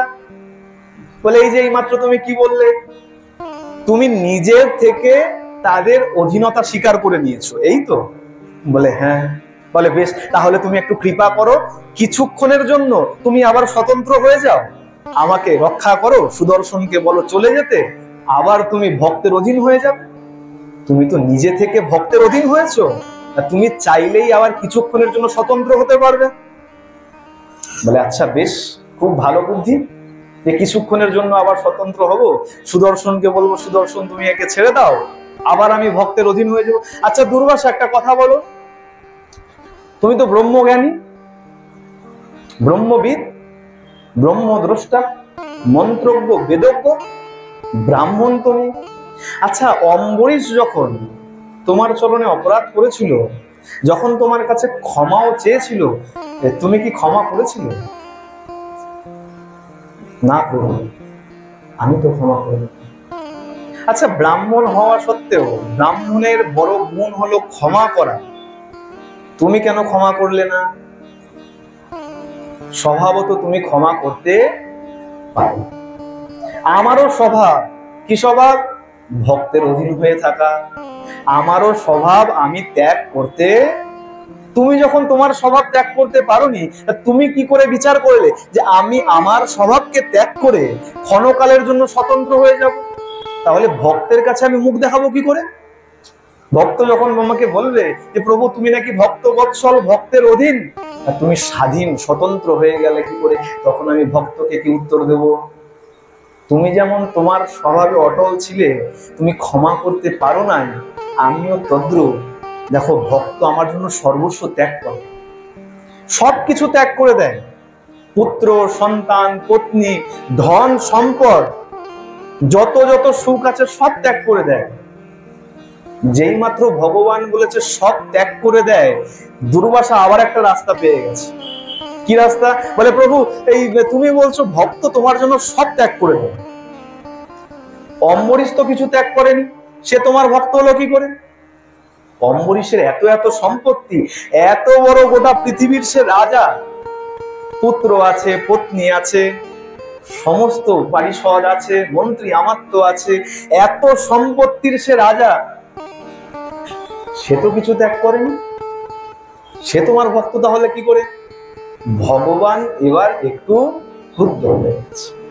আপনি যদি কোনো ব্যক্তির কাছে গিয়ে তার সন্তানের বারংবার অপযশ কীর্তন করেন, খারাপ কথা বলতে থাকেন, তখন কি হবে? বাবা কি আর শুনবে বারবার? প্রথম প্রথম একটু শুনবে, হ্যাঁ হতে পারে আমার সন্তানের মধ্যে কিছু খামতি আছে, কিন্তু এক পর্যায়ে গিয়ে বাবা কিন্তু রাগ করেই বসবে।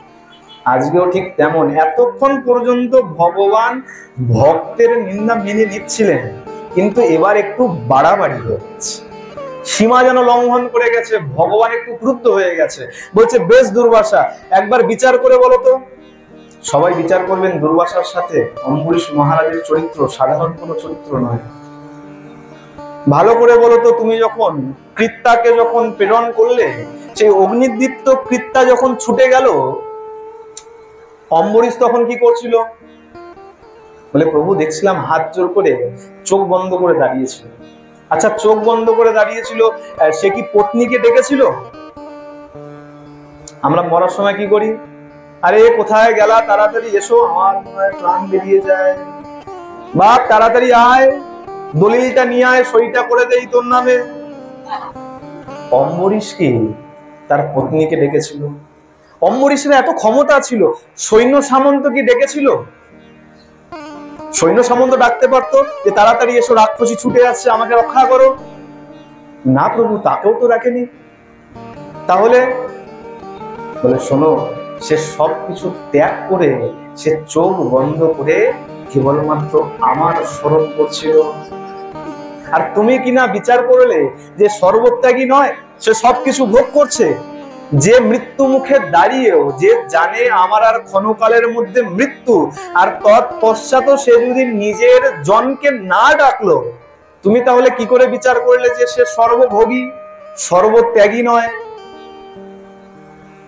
শোনো একটা কথা বলি, তুমি এখান থেকে চলে যাও, আমার পক্ষে তোমাকে উদ্ধার করা সম্ভব। চরণে পড়ে গেছেন প্রভু, কৃপা করো। অম্বরীশ যেমন তোমার ভক্ত, আমিও তো তোমারই ভক্ত। আমি ব্রাহ্মণ, আমার রক্ষা করার দায়িত্ব তোমার উপরে, আমাকে ক্ষমা করা তোমার কর্তব্য। ভগবান বলছে, আচ্ছা একটা কথা বলো, ক্ষমা কি দিয়ে হয়? ক্ষমা কি দিয়ে করে? কি দিয়ে করে ক্ষমা? হাত দিয়ে, মাথা দিয়ে, চরণ দিয়ে? কি দিয়ে করে? মন দিয়ে। ভগবান বলছেন যে আমি তোমাকে ক্ষমা কি করে করি? বলে কেন প্রভু, তুমি আমাকে ক্ষমা কেন করতে পারো না? বলে এই যে তোমাকে প্রথমেই বললাম, আমি ভক্তের অধীন, আর ভক্তের কাছে আমি আমার মন দিয়ে রেখেছি। এই যে শোনো, তুমি যে কৃত্যাকে পাঠিয়েছিলে, কৃত্যা অগ্নি বিচ্ছুরণ করছিল, তপ্ত করছিল, অম্বরীশের গায়ে কিন্তু সে তাপ লাগেনি। কেন বলতো? অম্বরীশের তো একদম কাছাকাছি চলে গিয়েছিল কৃত্যা, কিন্তু অম্বরীশ মহারাজ কিন্তু তখনও পর্যন্ত কোনো তাপ অনুভব করেনি। কেন? বলে তাপ যে অনুভব সেটা মন করে। আপনার যদি হাত কেটে যায়, পা কেটে যায়, শরীর কিন্তু অনুভব করে না। এই যে ব্যথা হচ্ছে, মাথা যন্ত্রণা করছে, শারীরিক অস্থিরতা হচ্ছে, এগুলো অনুভব করে মন। আর আমার মন তো অম্বরীশের কাছে পড়ে আছে। সে যে তাপ বিচ্ছুরণ করছিল, সেই তাপ কিন্তু অম্বরীশ অনুভব করেনি। তাহলে সেই তাপে আমি তপ্ত হয়েছিলাম। আমার মন যখন অম্বরীশের কাছে পড়ে আছে, তাহলে আমি তোমাকে ক্ষমা করি কি করে? ক্ষমা তো আর হাত দিয়ে হয় না, ক্ষমা তো হাত দিয়ে হয় না, ক্ষমা হয় মন দিয়ে। তা আমার মন যখন অম্বরীশের কাছে পড়ে আছে, আমার ক্ষমা নিতে গেলে দুর্বাসা, আমি তোমাকে বলি, তোমাকে ওই অম্বরীশের কাছেই যেতে। আমার কাছে থেকে লাভ নেই। অম্বরীশের মন আমার কাছে আছে, কিন্তু আমার মন অম্বরীশের কাছে আছে। তুমি এক কাজ করো, তুমি যাও অম্বরীশের কাছে গিয়ে ক্ষমা চাও। অম্বরীশ যদি ক্ষমা করে, তাহলেই তোমার উদ্ধার। দুর্বাসা বুঝতে পারলেন। এইবার দুর্বাসার মধ্যে নমনীয়তা আসলো। এবার নমনীয়তা এসছে, বুঝতে পেরেছেন ভক্তবৎসল ভগবানের কেমন করুণা, আর ভক্তের কোথায় মহিমা। আজকে ছুটে চললেন অম্বরীশ মহারাজের কাছে।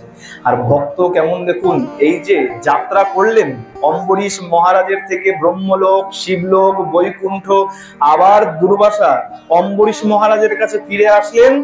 একটা বৎসর কেটে গেছে। আর এই 1 বৎসর পর্যন্ত অম্বরীশ মহারাজ যেখানে দাঁড়িয়েছিলেন, ওই নিমন্ত্রণ দিয়ে দুর্বাসা যেখানে অভিশাপ দিয়ে ছুটে পালিয়েছিলেন, সেইখানে এখনো পর্যন্ত ওইভাবে করজোড়ে দাঁড়িয়ে রয়েছে। কতক্ষণে দুর্বাসা আসবেন আর তাকে ভোজন দিয়ে তারপরে ভোজন। আজকে দুর্বাসা ছুটতে ছুটতে এসে অম্বরীশ মহারাজের চরণে লুটিয়ে পড়েছে। চরণ একদম জড়িয়ে ধরেছেন। জড়িয়ে ধরে কি বলছেন? মহারাজ, আমি বুঝতে পারিনি, আপনার চরণে বড় অপরাধ হয়ে গেছে, আমাকে ক্ষমা করুন। মহারাজ অম্বরীশ বলছেন, হে ব্রাহ্মণ, হে মহর্ষি দুর্বাসা, আপনি এ কি করছেন? আপনি ব্রাহ্মণ, আপনি যদি আমার চরণে স্পর্শ করেন, আমি আমার যত বংশধরেরা আছে, তারা সবাই এই অভিশাপে আমার ধ্বংস হয়ে যাবে, সমস্ত বংশ। কি করছেন আপনি? ব্রাহ্মণ হয়ে আপনি আমার চরণ কেন ধরছেন? আপনি এত বড় ঋষি, মহাতপা, ব্রহ্মজ্ঞানী, ব্রহ্মর্ষি, আপনি উঠুন। মহারাজ, আপনি বলুন, আপনি আমাকে ক্ষমা করেছেন। আমি না জেনে আপনার উপরে রাক্ষসীকে প্রেরণ করেছিলাম, অপরাধ করে দিয়েছি। হে দেবর্ষি, আপনি উঠুন। আর আমি আপনাকে যেমন আতিথেয়তা দিয়েছিলাম, আপনি কৃপা করে আমার গৃহে প্রসাদ গ্রহণ করে আমাকে কৃতার্থ করুন। চিন্তা করুন, যে এত কিছু করলো, যে মারার জন্য দৈত্য পর্যন্ত প্রেরণ করলো, আর সে তারপরেও হাত জোর করে প্রার্থনা করছেন, মিনতি করছেন, আপনি কৃপা করে আমার ঘরে প্রসাদ গ্রহণ করে আমাকে কৃতার্থ করুন। মহারাজ অম্বরীশ দুর্বাসাকে একটা খুব সুন্দর কথা বললেন, আপনি ব্রাহ্মণ হয়ে আমার চরণ ধরছেন, এতে তো আমার পুরো বংশ নির্বংশ হয়ে যাবে। এই বিচার আমরা এখন কতটা রাখি? এক গিয়ে দেখবেন ব্রাহ্মণেরা জুতোর দোকান খুলে বসে আছে, হ্যাঁ, প্রোপ্রাইটারের নাম দেখবেন অমুক চক্রবর্তী, অমুক ভট্টাচার্য, ব্রাহ্মণ হয়ে। আর ব্রাহ্মণ হয়ে আপনি যখন সেই দোকানে যাচ্ছেন জুতো কিনতে, আমরা অনেকে বিচার করি ওটা তার কর্ম। না, ওটা তার কর্ম নয়। আগেও কর্ম ছিল না, এখনো কর্ম নয়, আর ভবিষ্যতেও জুতো বিক্রি করা ব্রাহ্মণের কর্ম। আপনি যখন যাচ্ছেন আর আপনার পায়ে যখন জুতোটা পরিয়ে দিচ্ছে, একবার কি বিচার করে দেখেছেন ব্রাহ্মণ হয়ে আমার পায়ে হাত দিচ্ছে, আমার যতটুকু স্বীকৃতি পুণ্য বেঁচে আছে তার কি হবে? আর তাতেও অদ্ভুত বিষয়, দোকানেরও নাম সেরকম, গৌরাঙ্গ পাদুকালয়, নিতাই পাদুকালয়। বিচারও করছি না, প্লাস্টিকের গায়ে নাম লেখা আছে গৌরাঙ্গ পাদুকালয়, আর নতুন জুতো তার মধ্যে ভরে একদম দুলাতে দুলাতে, আরে বাপরে, 1000 টাকার জুতো কিনেছি, দুলাতে দুলাতে বাড়িতে যাচ্ছি। একবার বিচার করলাম না, আমার নিতাই চাঁদের নাম তার গায়ে লেখা আছে, আর তার মধ্যে আমি জুতোটা ভরে কি করে নিয়ে আসি? বিচার একবার। আজকে অম্বরীশ কি বলছেন, এ কারণে বারবার বলি, খালি ওই লীলা শুনবেন না, লীলার ভেতর থেকে প্রত্যেকটা শব্দ শুনে বোঝার চেষ্টা করবেন। অম্বরীশ মহারাজ বলছেন, দেবর্ষি আপনি আমার চরণ যদি ধরেন, আমি কেন আমার আগত প্রজন্ম পুরো ধ্বংস হয়ে যাবে। এটা আপনি কি করছেন? তাড়াতাড়ি উঠে দাঁড় করিয়েছেন, আর যখন আবার নিবেদন করেছেন, তখন এই দুর্বাসা নিজে অযাচিত ভাবে অনেক আশীর্বাদ করেছেন আর ভুরি ভুরি প্রশংসা করেছেন। আপনাকে আশীর্বাদ করি, আপনার যশ আরো বিস্তার পাক, আপনার আগত প্রজন্ম যেন আপনার মতনই ভগবানের ভক্ত হয়। উত্তম প্রসাদ পাইয়েছে দুর্বাসাকে। আর অম্বরীশ মহারাজ হাত জোর করে বলেছেন, আমার বিনীত প্রার্থনা, আপনি কটা দিন আমার এই রাজত্বে থেকে যান। আপনার মতন মহর্ষি কৃপা করে যখন এসছেন, কৃপা করে আমার গৃহে থেকে যান। তখন দুর্বাসা বলছেন, আমার এখন থাকা হবে। কেন হবে না এটাও বুঝুন। দুর্বাসা কেন চলে যেতে চাইছেন? দুর্বাসা বলছেন, আমাকে এই মুহূর্তেই ব্রহ্মলোক যেতে হবে। কেন? বলে, ব্রহ্মলোকে গিয়ে আমার যারা সহপথী আছে, আমার যারা সাঙ্গ পাঙ্গ আছে, তাদেরকে গিয়ে আমাকে এই সংবাদ দিতে হবে, ব্রহ্ম জ্ঞানী সর্বশেষ কথা নয়। আজকে আমি যে ভক্তের মহিমা দেখলাম, যে ভক্তের জন্য ভগবান সর্বস্ব ত্যাগ করে দিয়েছেন, এমনকি নিজের মন পর্যন্ত ভক্তের কাছে দান করে দিয়েছেন, এই সংবাদ গিয়ে আমাকে ব্রহ্মলোকে প্রচার করতে হবে, যাতে ব্রহ্ম জ্ঞান ছেড়ে দিয়ে ভক্তি লাভের জন্য আমরা তৎপর হইয়া থাকি। বলিয়ে ভক্ত বৎসল ভগবান কি। তাহলে এখান থেকে বোঝা গেল ব্রহ্ম জ্ঞান সর্বশেষ কথা। অনেক শাস্ত্রের জ্ঞান আছে, অনেক পণ্ডিত হয়ে গেলাম, কিন্তু ভক্তি যদি না আসে, নম্রতা যদি না আসে, বিনয়ী ভাব যদি না আসে, তাহলে বৈষ্ণব পথে এখনো নামা। আগে তোমাকে নম্র। অম্বরীশ মহারাজ কিন্তু দুর্বাসাকে এতটুক পর্যন্ত কটু বাক্য প্রয়োগ করেন নাই।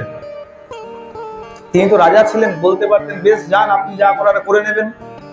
বলেন, উল্টো যখন এসছে তার কাছে ক্ষমা চেয়েছেন, তার চরণে প্রণাম জানিয়েছেন, তাকে উত্তম ভোজন করিয়েছেন, যথাযোগ্য সম্মান দিয়েছেন। আর এখন আমরা একটুতেই রেগে যাই, মুখ দেখা দেখি তো বন্ধ, উল্টো কত কত কটু বাক্য। অম্বরীশ মহারাজ রাজা হওয়া সত্ত্বেও যদি এমন ভক্তি পথের আচরণ করতে পারে, আমাদের মনে হয় আমাদের সবার পক্ষে এটা সহজ সাধ্য।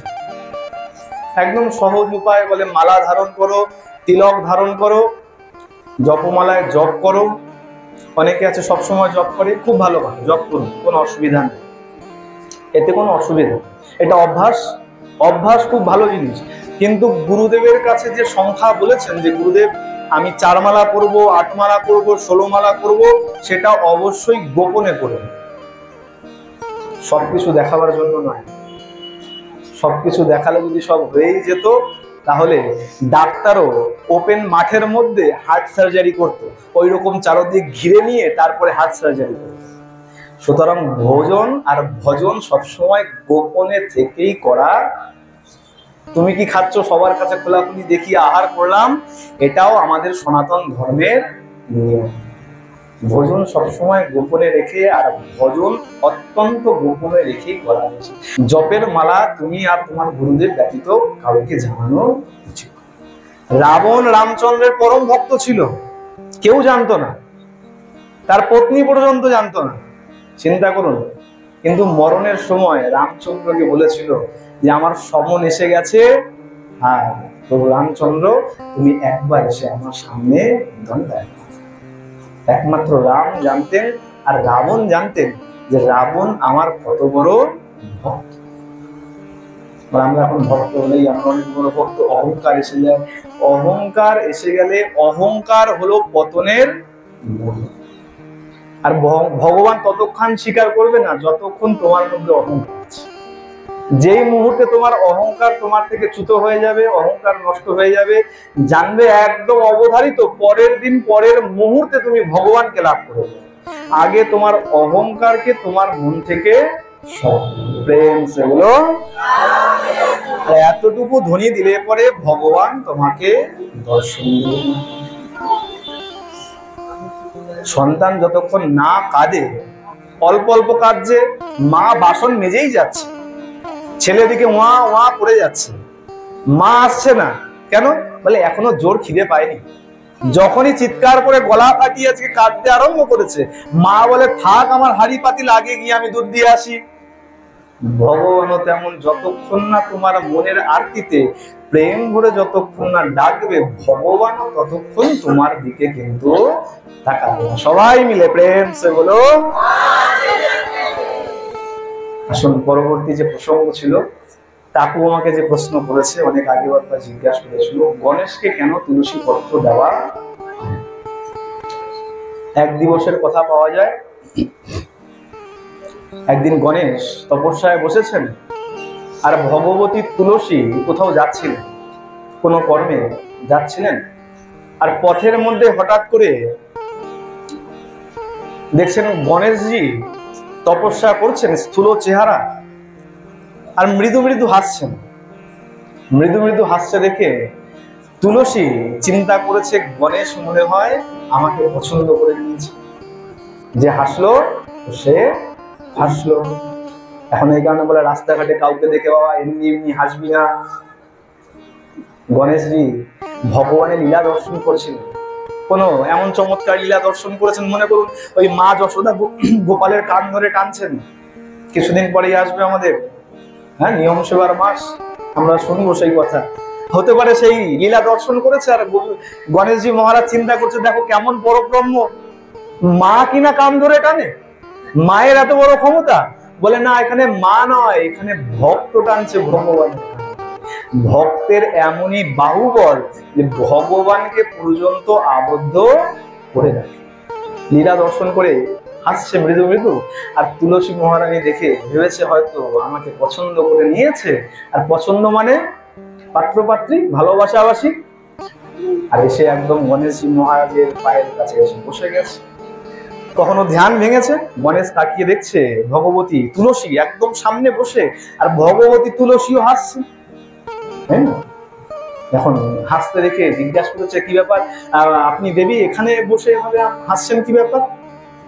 বলে না, এই যে আপনিও হাসছিলেন, আমার মনে হয় আমাদের মধ্যে কোনো প্রণয় সূত্রের আরম্ভ হয়েছে, ভালোবাসাবাসী আরম্ভ হয়েছে। বলছে না না, আপনি ভুল ভাবছেন, আমি ভগবানের লীলা দর্শন করছিলাম। আমার ভগবানের ইষ্ট দেবের নাম বলেনি, নাম বলেনি। সনাতন ধর্মে এতটুকু পর্যন্ত বলা আছে, পিতার নাম, মায়ের নাম তো কদাপি মুখে উচ্চারণ করতে নাই, নিজের পিতার নাম, গুরুদেবের নাম কদাপি মুখে উচ্চারণ করে সোজাসুজি নাম বলে কখনো বলতে। যদি কেউ গুরুদেবের নাম জিজ্ঞাসা করে তখন বলতে যে সবাই জানে, সবাই এই নামে জানে। কি নাম? সবাই এই নাম বলে যে ছিল অষ্টোত্তর শত কিশোরীদাস বাবাজি মহারাজ, আমার শ্রী পরম গুরুদেব। এভাবে নাম উচ্চারণ করতে হবে, সোজাসুজি নাম উচ্চারণ। ইষ্টদেবের নাম কাউকে প্রকাশ করতে হবে। আমি ভালোই তিলক নিয়েছি, আমি কৃষ্ণের ভজনা করি না, গৌরের ভজনা করি না, নিতাইয়ের ভজনা করি, এটা কদাপি কখনো মুখে উচ্চারণ করতে হবে। কাউকে বলিনি। ইষ্টদেবের নাম নিতে নাই। গণেশজি বললেন যে আমি ইষ্টদেবের ধ্যান করছিলাম, লীলা দর্শন করে লীলায় মগ্ন ছিলাম, তাই আমি ঈশ্বর হাসছিলাম, আপনার কোনো ভ্রম হয়েছে? বলে আচ্ছা বেশ, যা হয়েছে হয়েছে, এখন তো প্রণয় হয়ে গেছে। বলে না না, আমি ব্রহ্মচর্য পালন করছি, মানে আজীবন বিবাহ করব না। তুলসী বলছে বেশ, তুমি ব্রত নিয়েছিলে, এখন তো ব্রত পাল্টাতে পারো, আসো এখন আমরা প্রণয়ের সূত্রে আবদ্ধ হই, বিবাহ করি। গণেশজি মহারাজ বলছে দেবী, আমি তোমাকে একটা কথা বারবার বলছি আর তুমি বুঝতে চাইছো না কেন? আমি তোমাকে বারবার বলছি যে আমি ভজনা করব, আমি ব্রহ্মচর্য নিয়ে রেখেছি। যখন বারবার বলেছে, দেবী তুলসী ক্রুদ্ধ হয়ে গেছে। কি ক্রুদ্ধ হয়েছে? বলে আচ্ছা, এই বেশি ব্রহ্মচারী করছো, যাও আমি তোমাকে অভিশাপ দিয়ে দিলাম, একটানা তোমার দুটো বিয়ে হবে। বেশি ব্রহ্মচারী করছো, আমি তোমাকে অভিশাপ দিলাম, একটানা তোমার দুইখানা বউ হবে। একটা বিয়ে করবে না, যাও দুটো তোমার বিয়ে। যে অভিশাপ দিয়ে দিয়েছে, গণেশজি মনে মনে খুব দুঃখ পেয়েছে। কি দুঃখ? চিন্তা করেছিলাম ব্রহ্মচর্য পালন করব, মায়ায় আবদ্ধ হব না, কেবলমাত্র ইষ্টদেবের স্মরণ নিয়ে ইষ্টদেবের ভজন করে জীবন কাটাবো। আর সেখানে তুমি আমাকে আমার ইষ্টদেবের থেকে, ভজন থেকে আমাকে সরিয়ে দিলে। সংসার মানেই এই কলির মধ্যে, তাই তো? সংসার বলতে মনে করো কলি। সংসারে ঢুকলাম মানে ভগবানের থেকে পিছিয়ে গেলাম। বেশ যাও, আমিও তোমাকে অভিশাপ দিচ্ছি, আমি কখনো তোমার ছায়াও নাই। এই যে অভিশাপ দিয়ে দিলেন, এই অভিশাপের কারণে কদাপি তারপর থেকে গণেশ পুজোয় তুলসী ব্যবহার করা যায়। বলিয়ে গণেশজি মহারাজ কি, ভক্তি দেবী বৃন্দা মহারানী কি। এখান থেকে কাউকে ছোট মনে করবেন না, বৃন্দা মহারানীকে ছোট মনে করবেন না। বৃন্দা মহারানীর কৃপা ব্যতীত আপনি রাধা গোবিন্দের রাকুল রাঙা চরণ পর্যন্ত, রাধারানী পর্যন্ত বৃন্দা মহারানীর ভজনা করেছিলেন, তারপরে গিয়ে আমার প্রাণনাথ গোবিন্দের সঙ্গে মিলন হয়েছে। বৃন্দা মহারানী বা গণেশজি মহারাজ কাউকেই কিন্তু ছোট করা উচিত। এই কারণে গণেশ পূজায় ভুল করেও কখনো তুলসী দেওয়া। গণেশজিকে দুর্বা দাও, দুর্বা অত্যন্ত প্রিয়, দুর্বা দিয়ে দাও, কিন্তু ভুল করেও তুলসী পাতা কখনো দেবে। আর যতই যাই করো, শোনাবো নাকি বিশ্রাম দিয়ে দেবো? পেছনে মনে হয় ঘুমিয়ে পড়েছে সবাই। জেগে আছে সবাই নাকি আমাকেও বলতে হবে জাগতে রাহো? বলে না, পাড়ায় আছে তো, এখনো এখানে আছে, এখনো পাড়ায় দেখা যায় না, 5 জন 6 জন করে একসঙ্গে দল করে বেরোয়, জাগতে রাহো, চোর ডাকাতের উপদ্রব থেকে বাঁচাও। সবাই জেগে প্রেম সে বলো। আর্ধেক ঘুমিয়ে পড়েছে, আর আপনারা যদি ঘুমিয়ে পড়েন, গোবিন্দের সামনে বসে যদি ঘুমান, গোবিন্দের আর কি দোষ? ছোঁয়াচে রোগ না, হাই তুললে দেখবেন আপনারও হাই পাবে, আমি যদি হাই তুলি আপনারও হাই পাবে, আর আমি যদি চোখ বন্ধ করি আপনারও চোখ বন্ধ। ছোঁয়াচে রোগ। তা আপনারা যদি বসে বসে ঘুমান, ধ্বনি যদি জোরে না দেন, আমার প্রাণ গোবিন্দ কি করে জেগে থাকে? সবাই মিলে একসঙ্গে প্রেম সে বলো।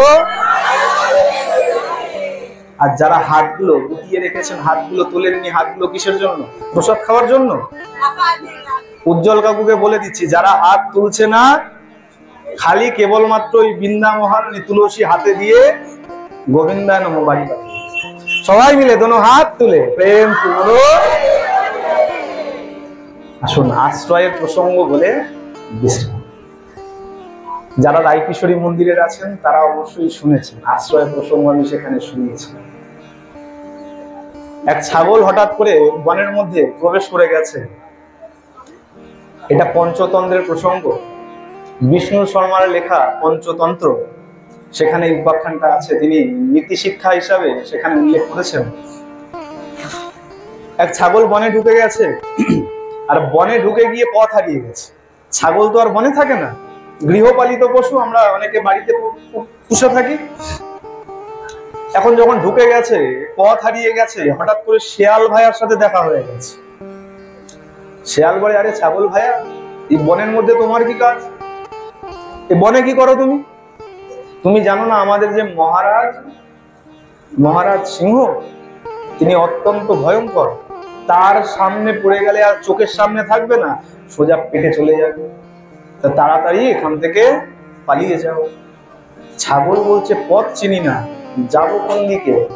শেয়ালকে বলছে শোনো, এই তোমাদের মহারাজের সঙ্গে আমার বড় হৃদ্যতা আছে, আমি অত্যন্ত স্নেহভাজন, তোমাদের মহারাজ আমাকে কিছু করবে।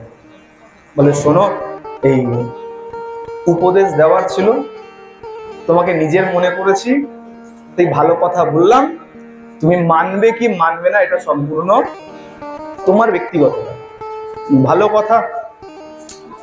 এখন কি করা যায়? শেয়াল উপদেশ দিয়ে চলে গেছেন, বসে গেছে ছাগল ওইখানে। খানিকক্ষণ চিন্তা করে যখনই বনের পথে যখনই অগ্রসর হতে লেগেছেন, আর সামনে হঠাৎ করে দেখেছে সিংহ মামার এক বড় পায়ের থাবা চিহ্ন পড়ে রয়েছে সিংহে। ছাগল দেখে বুঝতে পেরেছে এই তো মহারাজ সিংহের পায়ের ছাপ। কি করা যায়?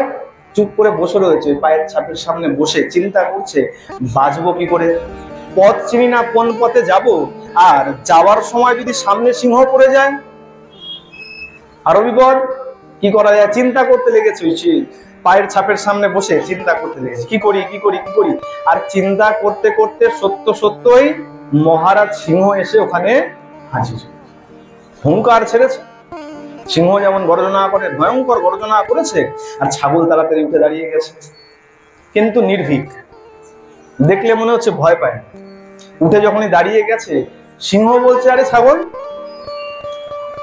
আমি গর্জনা করলে বড় থেকে বড় পশুরা পর্যন্ত ছুটে পালায়, আর তুই এরকম নির্ভীক ভাবে দাঁড়িয়ে আছিস, কি ব্যাপার? ছাগল উত্তর দিচ্ছে। ছাগলের উত্তরটা শুনবেন, ছাগলের উত্তরটা শোনাবেন। ছাগল বলছেন মহারাজ, আমি কোথায় যাব? এই যে আপনার পদচিহ্ন পেয়েছি একটা, আমি এই পদচিহ্নকে আগলে বসে আছি। বলে আমার পদচিহ্ন আর তুই আগলে বসে আছিস কেন? না, এই বনপথে কত পশু আছে, কে কিভাবে যাবে তার তো কোনো ঠিক নেই। কেউ যদি আপনার পদচিহ্নটাকে নষ্ট করে ফেলে, আমি আপনার পদচিহ্নকে আগলে বসে রয়েছি। যেই মুহূর্তে এই কথা শুনেছে, সিংহ মামার হৃদয় একদম গলে গেছে। কেউ যদি এসে বলে বাবা আমি তোমার বড় ভক্ত, আমারও কত ভালো লাগে। কেউ যদি বলে তোমার পাঠ শুনে কত না ভালো লাগে, আরে বাপরে বাপ, কত বড় পাঠক হয়ে গেছিলাম, ভালো লাগে না মনে মনে? আরে যতই বলি মনে মনে ভালো তো লাগে, লাগে কি না? নিজের প্রশংসা শুনতে সবারই ভালো প্রেম সে বলো। সিংহেরও মন গলে গেছে। আরে বাপরে বাপ, আজ এত জীবন পর্যন্ত এমন একটা ভক্ত পাইনি। এমন প্রীত হয়েছে, ছাগলকে বলে বল আমি তোর জন্য কি করতে পারি। ছাগল চিন্তা করছে যে সিংহ আমাকে বলছে আমি কি করতে পারি, আর ছাগল এবার উল্টো ফোন দিয়ে আছে। কি ফোন দি? বলে মহারাজ আপনি কি করবেন, আপনি আমার মহারাজ, তার থেকে বরঞ্চ একটা কাজ করুন, আপনি আমাকে আহার করুন, আপনি আমাকে খেয়ে নিন, তাতে আমার জীবন ধন্য হবে, আমি বুঝতে পারবো যে না আমি মহারাজের সেবায় লেগেছি। বলে এই না শোন, যাকে ভালোবাসা যায় তাকে খাওয়া যায়, তাই না? বাড়িতে পুকুর আছে অনেক বড়, মাছ চাষ করি, বাবা ওই মাছ খাই না, পোষা মাছ তো বাজার থেকে কিনে এনে খাই, নিজের পুকুরের মাছ তো ওই পোষা মাছ খাওয়া যায়, তাই না? বাড়িতে মুরগি পুষি, না না ওই মুরগি খাওয়া, পোষা না, একটা মায়া পড়ে গেছে গো বাবা, দোকান থেকে কিনে এনে খাই, পোষাটা খাই, অদ্ভুত মায়া আমার। হ্যাঁ, এখন ওই বাঘ সিংহ বলছে যাকে ভালোবাসি তাকে খাওয়া যায়, তাহলে বল তোর জন্য আমি কি করতে পারি। ছাগল দেখছে যাক আবহাওয়া ঘুরে গেছে যখন, তখন এখন কিছু বলা যায় কি, মহারাজ আপনি যখন এত কৃপা করছেন, এত সদয় আমার উপরে, অনেকক্ষণ থেকে আমার ক্ষুধা পেয়েছে, আর এই গাছের মগডালে কচি কচি পাতা আছে, যদি কৃপা করেন ব্যবস্থা করে দেন মগডালের কচি পাতাগুলো খেতে পারি। বলে আচ্ছা বেশ। হাতিকে ডাক দিয়েছেন সিংহ মহারাজ, সিংহকে যখনই ডাক দিয়েছে, সিংহ যখনই এসছে, সিংহকে বলছে, সিংহ হাতিকে ডাক দিয়েছে, আর হাতি যখনই এসছে হাতিকে বলছে ছাগলকে মাথায় নে। হাতি, চিন্তা করুন, বনের সব থেকে বড় পশু, আর হাতিকে বলছে ছাগলকে মাথায় নেই। চিন্তা করুন। বলে মাথায় নিয়ে কি করবো মহারাজ? সিংহের কাছে কি বলবে হাতি? মাথায় নিয়ে বলে গাছের মগডালে যে কচি কচি পাতা আছে খাওয়া, যতক্ষণ না পেট ভরে ততক্ষণ খাওয়াতে থাক। ভালো কথা, তুলে দিয়েছে মাথায় উঠে, এখন মন ভরে কচি কচি পাতা খেতে লেগেছে, খাচ্ছে, পেট তো ভরে গেছে। এখন বলে বল ছাগল, আর তোর জন্য কি করতে পারি? বলে মহারাজ এত বড় যখন কৃপা করেছেন, আর একটু কৃপা করুন, আমার বাড়ি এর পাশের গ্রাম। কোথায়? বলে ওই বিরাটি বেলগহিয়ার মাঝে গোল বাগান, ওই উজ্জ্বল কাকুর বাড়ির পাশেই আমার বাড়ি। কৃপা করে একটু আমার গ্রামে আমাকে ছেড়ে দিয়ে আসুন। হাতিকে বলছে এই শোন, আর নামাস না, খাইয়েছিস, সোজা চলে যা, ওকে নিয়ে গিয়ে ওর গ্রামে ছেড়ে দিয়ে আয়। হাতি কি করেছে? ওই ছাগলকে মাথায় করে নিয়ে এসে ওর গ্রামে ছেড়ে দিয়ে গেছে। চিন্তা করুন, একটা সিংহের পায়ের ছাপ আগলে রেখে যদি ছাগল হাতির মাথায় উঠতে পারে, হাতির মাথায় উঠে মন মতন সুখ করে যদি গাছের কচি পাতা খেতে পারে, আর কচি পাতা আহার করার পর সুখ ভোগ করবার পর যদি সে তার আত্মীয় স্বজন পরিবারের কাছে ফিরতে পারে, তাহলে আমরা যদি আমার গুরুদেবের চরণকে আশ্রয় করে পড়ে থাকি, তাহলে আমরা কি বৈকুণ্ঠ পর্যন্ত যেতে পারবো না? প্রেম সে বলো, বলিয়ে সদ্গুরুদেব ভগবান কি। এই কারণে বলা হলো আশ্রয় করিয়া ভজে, কৃষ্ণ তারে নাহি ত্যাজে, আর সব মরে। আশ্রয় করে যদি ভজন করো তাহলেই সার্থক, আর বিনা আশ্রয়ে যতই তুমি ভজন করো সবই কিন্তু নিরর্থক। আসুন এখানে আজকের মতন এই ভাগবতীয় কথা বিশ্রাম দিচ্ছি। আর বিশ্রাম দেওয়ার পূর্বে আরেকবার স্মরণ করিয়ে দেই, মহারাজ অম্বরীশের কথা সবাই একটু মনে বিচার করবেন। বাড়িতে যাবেন, আহার করে শুনেই তো ঘুম আসে না, কিন্তু বিচার করবেন, মহারাজ হয়েও যদি ভগবানের এত এত সেবা পূজা নাম গুণাগুণ করতে পারে, এত ভজন করতে পারে, তাহলে আমরা পারি কি পারি না? মনে যদি বিচার রাখেন, আমি একদম 100% শিওর আগামীকাল সকাল থেকেই আপনাদের মনের মধ্যেও একটা অন্যরকম ভক্তি কাজ করবে। প্রেম সে বলো। এখানে